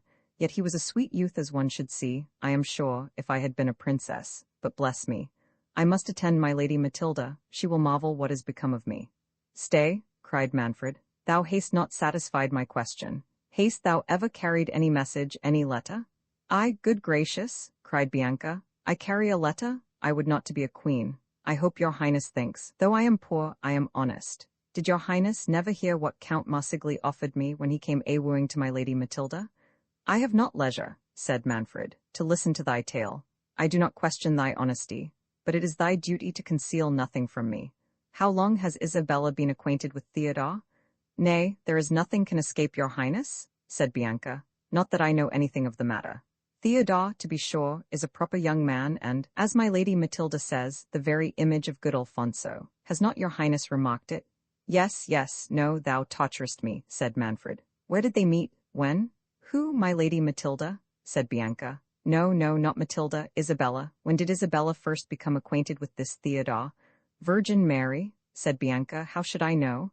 "Thou dost know," said Manfred, "and I must know. I will. Lord, your highness is not jealous of young Theodore," said Bianca.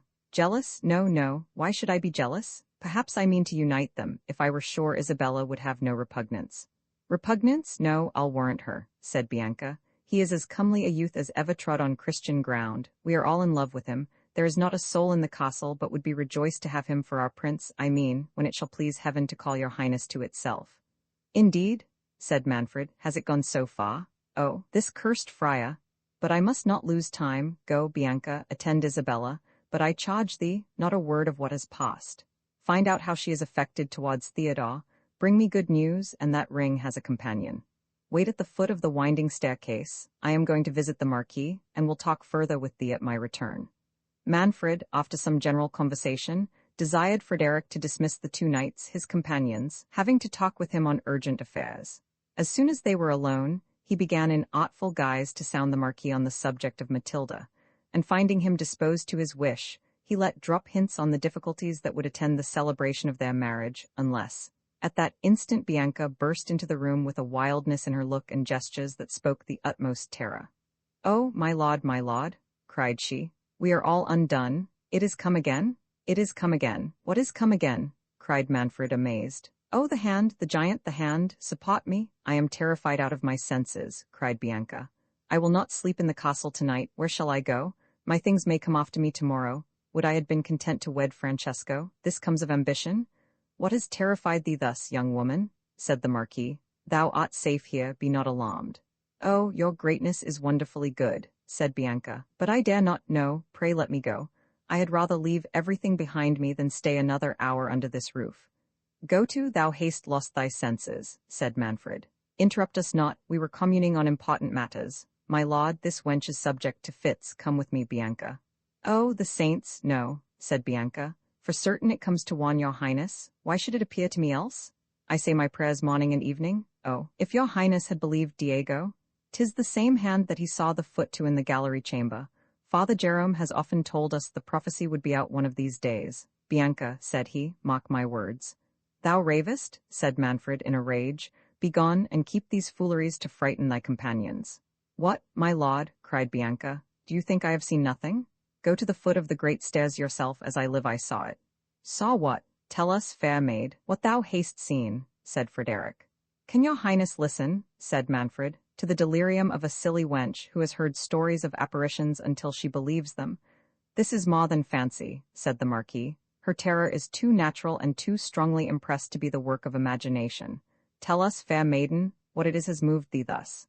"Yes, my lord, thank your greatness," said Bianca. "I believe I look very pale. I shall be better when I have recovered myself.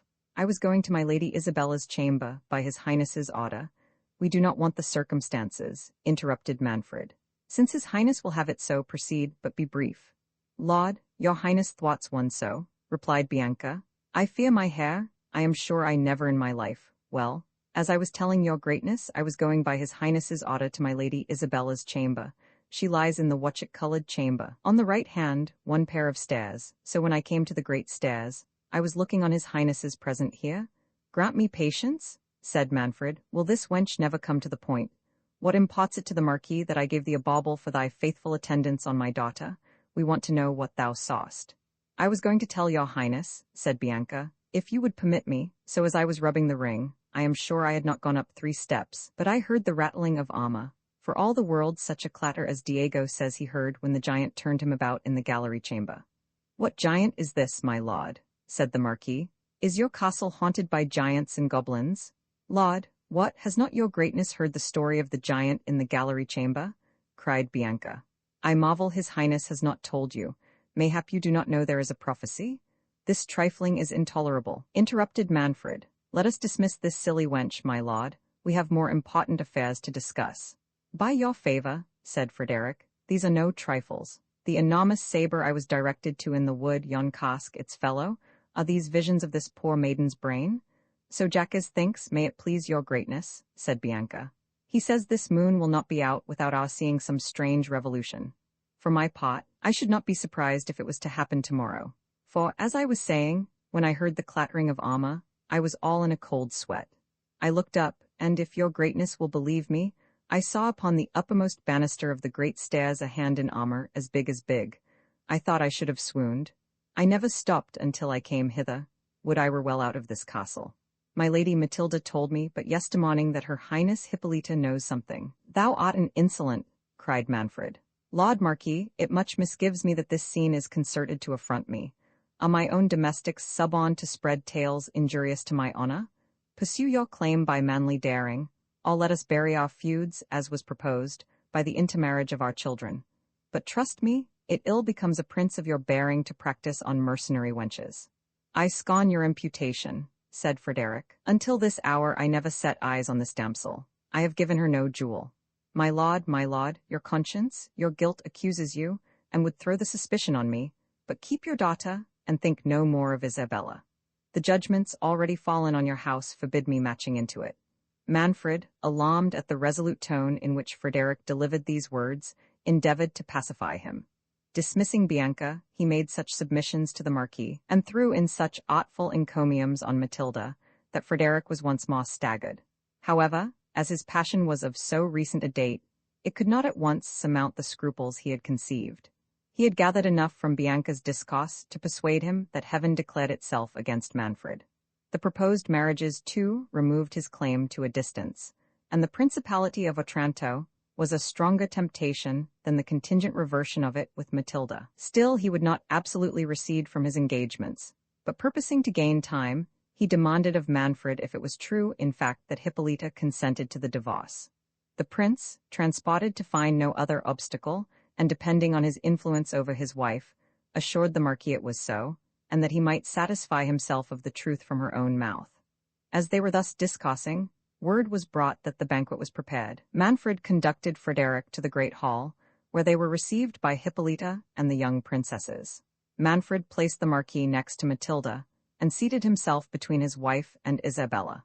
Hippolyta comported herself with an easy gravity, but the young ladies were silent and melancholy.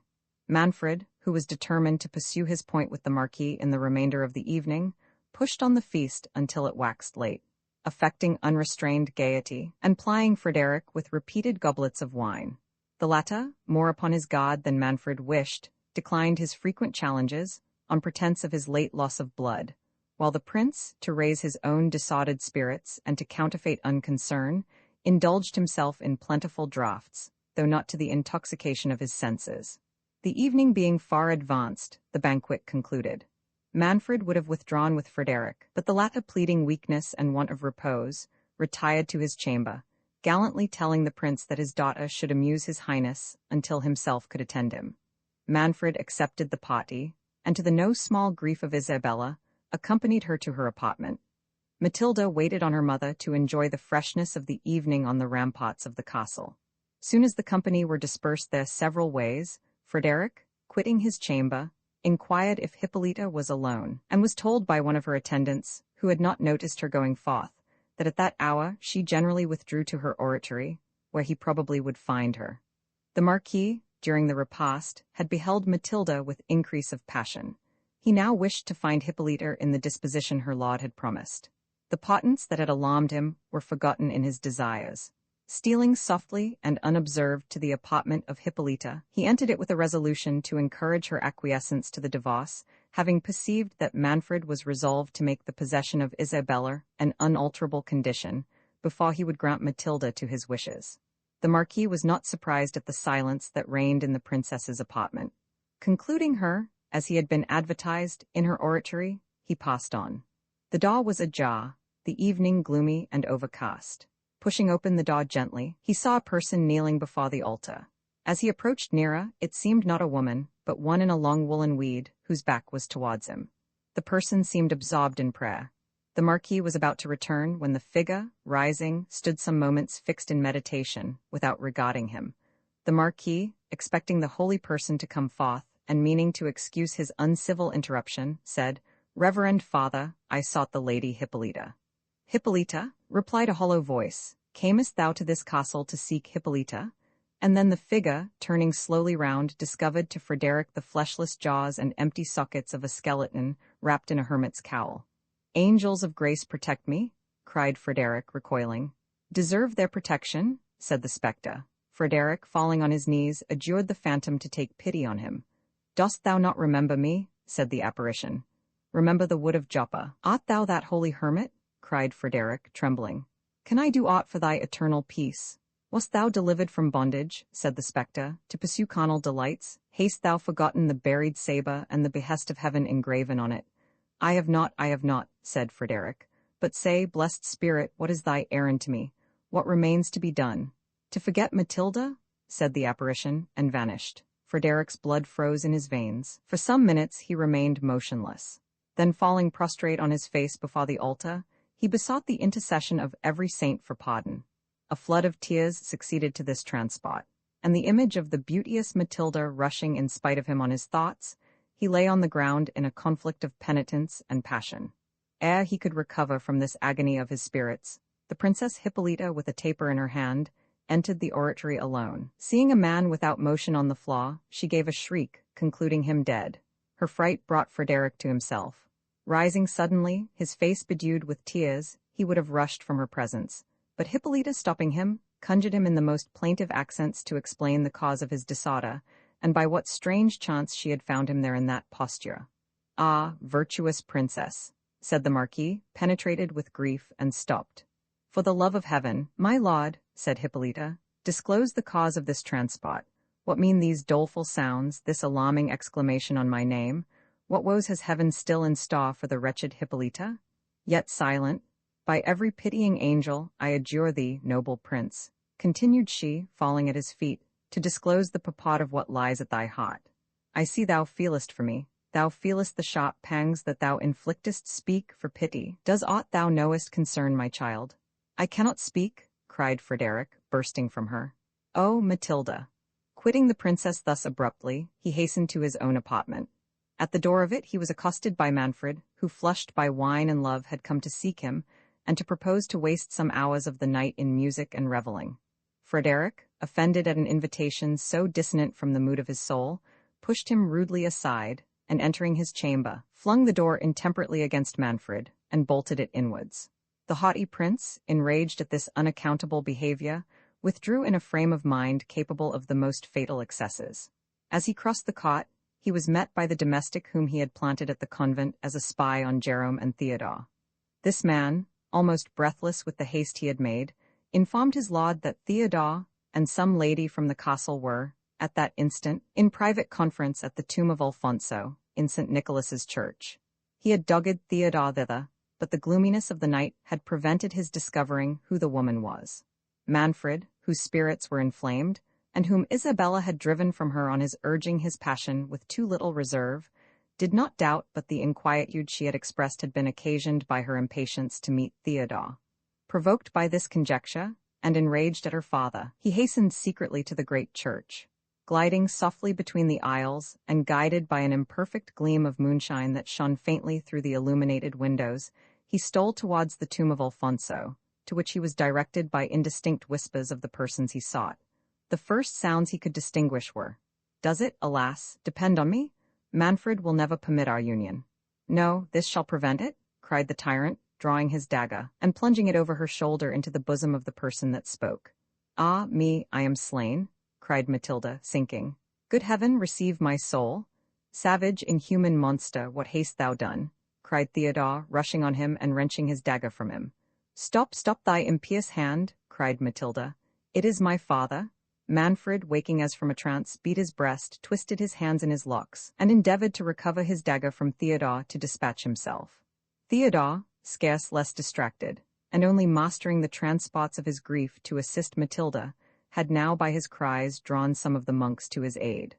While part of them endeavored, in concert with the afflicted Theodore, to stop the blood of the dying princess, the rest prevented Manfred from laying violent hands on himself. Matilda, resigning herself patiently to her fate, acknowledged with looks of grateful love the zeal of Theodore. Yet oft as her faintness would permit her speech its way, she begged the assistants to comfort her father. Jerome, by this time, had learnt the fatal news and reached the church. His looks seemed to reproach Theodore, but turning to Manfred, he said, "Now, tyrant, behold the completion of woe fulfilled on thy impious and devoted head.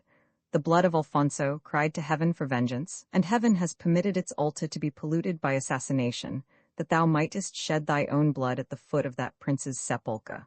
"Cruel man," cried Matilda, "to aggravate the woes of a parent, May heaven bless my father, and forgive him as I do? My lord, my gracious sire, dost thou forgive thy child? Indeed, I came not hither to meet Theodore. I found him praying at this tomb, whither my mother sent me to intercede for thee, for her dearest father. Bless your child and say you forgive her. Forgive thee, murderous monster, cried Manfred. Can assassins forgive? I took thee for Isabella, but heaven directed my bloody hand to the heart of my child. O Matilda, I cannot utter it. Canst thou forgive the blindness of my rage? I can, I do, and may heaven confirm it, said Matilda. But while I have life to ask it, O my mother, what will she feel? Will you comfort her, my lord? Will you not put her away? Indeed she loves you. Oh, I am faint. Bear me to the castle. Can I live to have her close my eyes? Theodore and the monks besought her earnestly to suffer herself to be borne into the convent, but her instances were so pressing to be carried to the castle, that placing her on a litter, they conveyed her thither as she requested. Theodore, supporting her head with his arm, and hanging over her in an agony of despairing love, still endeavored to inspire her with hopes of life. Jerome, on the other side, comforted her with discourses of heaven, and holding a crucifix before her, which she bathed with innocent tears, prepared her for her passage to immortality. Manfred, plunged in the deepest affliction, followed the litter in despair. Ere they reached the castle, Hippolyta, informed of the dreadful catastrophe, had flown to meet her murdered child. But when she saw the afflicted procession, the mightiness of her grief deprived her of her senses, and she fell lifeless to the earth in a swoon. Isabella and Frederick, who attended her, were overwhelmed in almost equal sorrow. Matilda alone seemed insensible to her own situation. Every thought was lost in tenderness for her mother. Ordering the litter to stop, as soon as Hippolyta was brought to herself, she asked for her father. He approached, unable to speak. Matilda, seizing his hand and her mother's, locked them in her own, and then clasped them to her heart. Manfred could not support this act of pathetic piety. He dashed himself on the ground, and cursed the day he was born. Isabella, apprehensive that these struggles of passion were more than Matilda could support, took upon herself to order Manfred to be borne to his apartment, while she caused Matilda to be conveyed to the nearest chamber. Hippolyta, scarce more alive than her daughter, was regardless of everything but her. But when the tender Isabella's care would have likewise removed her. While the surgeons examined Matilda's wound, she cried, "Remove me? Never, never, I lived but in her, and will expire with her." Matilda raised her eyes at her mother's voice, but closed them again without speaking. Her sinking pulse and the damp coldness of her hand soon dispelled all hopes of recovery. Theodore followed the surgeons into the outer chamber, and heard them pronounce the fatal sentence with a transport equal to frenzy. "Since she cannot live mine," cried he, "at least she shall be mine in death. Father, Jerome, will you not join our hands?" cried he to the friar, who with the marquis had accompanied the surgeons. "What means thy distracted rashness?" said Jerome. "Is this an hour for marriage?" It is, cried Theodore. "Alas, there is no other." "Young man, thou art too unadvised," said Frederick. "Dost thou think we are to listen to thy fond transports in this hour of fate? What pretensions hast thou to the princess?" "Those of a prince," said Theodore, "of the sovereign of Otranto. This reverend man, my father, has informed me who I am." "Thou ravest," said the marquis. "There is no prince of Otranto but myself. Now Manfred, by murder, by sacrilegious murder, has forfeited all pretensions." "My lord," said Jerome, assuming an air of command, "he tells you true. It was not my purpose the secret should have been divulged so soon, but fate presses onward to its work. What his hot-headed passion has revealed, my tongue confirms. Know, prince, that when Alfonso set sail for the Holy Land, is this a season for explanations?" cried Theodore. "Father, come and unite me to the princess. She shall be mine.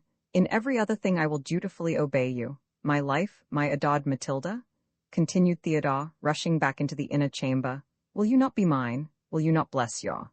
Isabella made signs to him to be silent, apprehending the princess was near her end. "What, is she dead?" cried Theodore. "Is it possible?" The violence of his exclamations brought Matilda to herself. Lifting up her eyes, she looked round for her mother. "Life of my soul, I am here," cried Hippolyta. "Think not I will quit thee." "Oh, you are too good," said Matilda.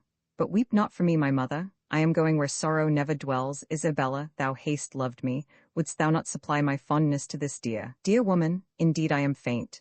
"Oh, my child," said Hippolyta in a flood of tears, "can I not withhold thee a moment?" "It will not be," said Matilda. "Commend me to heaven. Where is my father? Forgive him, dearest mother, forgive him my death. It was an error. Oh, I had forgotten, dearest mother. I vowed never to see Theodore more. perhaps that has drawn down this calamity, but it was not intentional, can you pardon me? Oh, wound not my agonizing soul, said Hippolyta. Thou never couldst offend me, alas, she faints, help, help. I would say something more, said Matilda, struggling, but it cannot be, Isabella, Theodore, for my sake, oh, she expired. Isabella and her women tore Hippolyta from the cause, but Theodore threatened destruction to all who attempted to remove him from it. He printed 1,000 kisses on her clay-cold hands and uttered every expression that despairing love could dictate. Isabella, in the meantime, was accompanying the afflicted Hippolyta to her apartment, but in the middle of the cot, they were met by Manfred, who, distracted with his own thoughts, and anxious once more to behold his daughter, was advancing to the chamber where she lay. As the moon was now at its height, he read in the countenances of this unhappy company the event he dreaded. "What, is she dead?" cried he in wild confusion. A clap of thunder at that instant shook the castle to its foundations, the earth rocked, and the clank of more than mortal armor was heard behind. Frederick and Jerome thought the last day was at hand. The latter, forcing Theodore along with them, rushed into the cot. The moment Theodore appeared, the walls of the castle behind Manfred were thrown down with a mighty force, and the form of Alfonso, dilated to an immense magnitude, appeared in the center of the ruins. "Behold in Theodore the true heir of Alfonso," said the vision, and having pronounced those words, accompanied by a clap of thunder, it ascended solemnly towards heaven, where the clouds parting asunder, the form of St. Nicholas was seen, and receiving Alfonso's shade, they were soon wrapped from mortal eyes in a blaze of glory. The beholders fell prostrate on their faces, acknowledging the divine will. The first that broke silence was Hippolyta.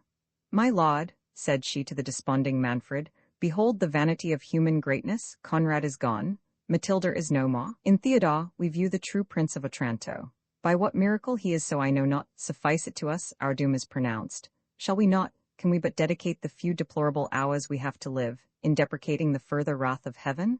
Heaven ejects us, whither can we fly, but to yon holy cells that yet offer us a retreat?" "Thou guiltless but unhappy woman, unhappy by my crimes," replied Manfred, "my heart at last is open to thy devout admonitions. Oh, but it cannot be, ye are lost in wonder. Let me at last do justice on myself. To heap shame on my own head is all the satisfaction I have left to offer to offended heaven. My story has drawn down these judgments. Let my confession atone, but what can atone for usurpation and a murdered child? A child murdered in a consecrated place? List, sirs, and may this bloody record be a warning to future tyrants. Alfonso, ye all know, died in the Holy Land. You would interrupt me. You would say he came not fairly to his end. It is most true. Why else this bitter cup which Manfred must drink to the dregs? Riccardo, my grandfather, was his chamberlain. I would draw a veil over my ancestors' crimes, but it is in vain. Alfonso died by poison. A fictitious will declared Riccardo his heir. His crimes pursued him, yet he lost no Conrad, no Matilda. I pay the price of usurpation for all. A storm overtook him. Haunted by his guilt, he vowed to St. Nicholas to found a church and 2 convents if he lived to reach Otranto. The sacrifice was accepted. The saint appeared to him in a dream, and promised that Riccardo's posterity should reign in Otranto until the rightful owner should be grown too large to inhabit the castle, and as long as issue male from Riccardo's loins should remain to enjoy it. Alas, alas, nor male nor female, except myself, remains of all his wretched race. I have done. The woes of these 3 days speak the rest. How this young man can be Alfonso's heir I know not, yet I do not doubt it. His are these dominions, I resign them, yet I knew not Alfonso had an heir. I question not the will of heaven. Poverty and prayer must fill up the woeful space, until Manfred shall be summoned to Riccardo. What remains is my part to declare, said Jerome. When Alfonso set sail for the Holy Land, he was driven by a storm to the coast of Sicily. The other vessel, which bore Riccardo and his train, as your lordship must have heard, was separated from him. It is most true, said Manfred, and the title you give me is more than an outcast can claim. Well, be it so, proceed. Jerome blushed and continued. For 3 months Lord Alfonso was windbound in Sicily. There he became enamored of a fair virgin named Victoria. He was too pious to tempt her to forbidden pleasures. They were married. Yet deeming this amour incongruous with the holy vow of alms by which he was bound, he determined to conceal their nuptials until his return from the crusade, when he purposed to seek and acknowledge her for his lawful wife. He left her pregnant. During his absence she was delivered of a daughter. But scarce had she felt a mother's pangs ere she heard the fatal rumor of her lord's death, and the succession of Riccardo. What could a friendless, helpless woman do? Would her testimony avail? Yet, my lord, I have an authentic writing. It needs not, said Manfred. The horrors of these days, the vision we have but now seen, all corroborate thy evidence beyond 1,000 parchments. Matilda's death and my expulsion? Be composed, my lord, said Hippolyta.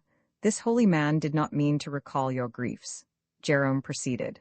I shall not dwell on what is needless. The daughter of which Victoria was delivered was at her maturity bestowed in marriage on me. Victoria died, and the secret remained locked in my breast. Theodore's narrative has told the rest. The friar ceased. The disconsolate company retired to the remaining part of the castle. In the morning, Manfred signed his abdication of the principality, with the approbation of Hippolyta, and each took on them the habit of religion in the neighboring convents. Frederick offered his daughter to the new prince, which Hippolyta's tenderness for Isabella concurred to promote. But Theodore's grief was too fresh to admit the thought of another love, and it was not until after frequent discourses with Isabella of his dear Matilda that he was persuaded he could know no happiness but in the society of one with whom he could forever indulge the melancholy that had taken possession of his soul.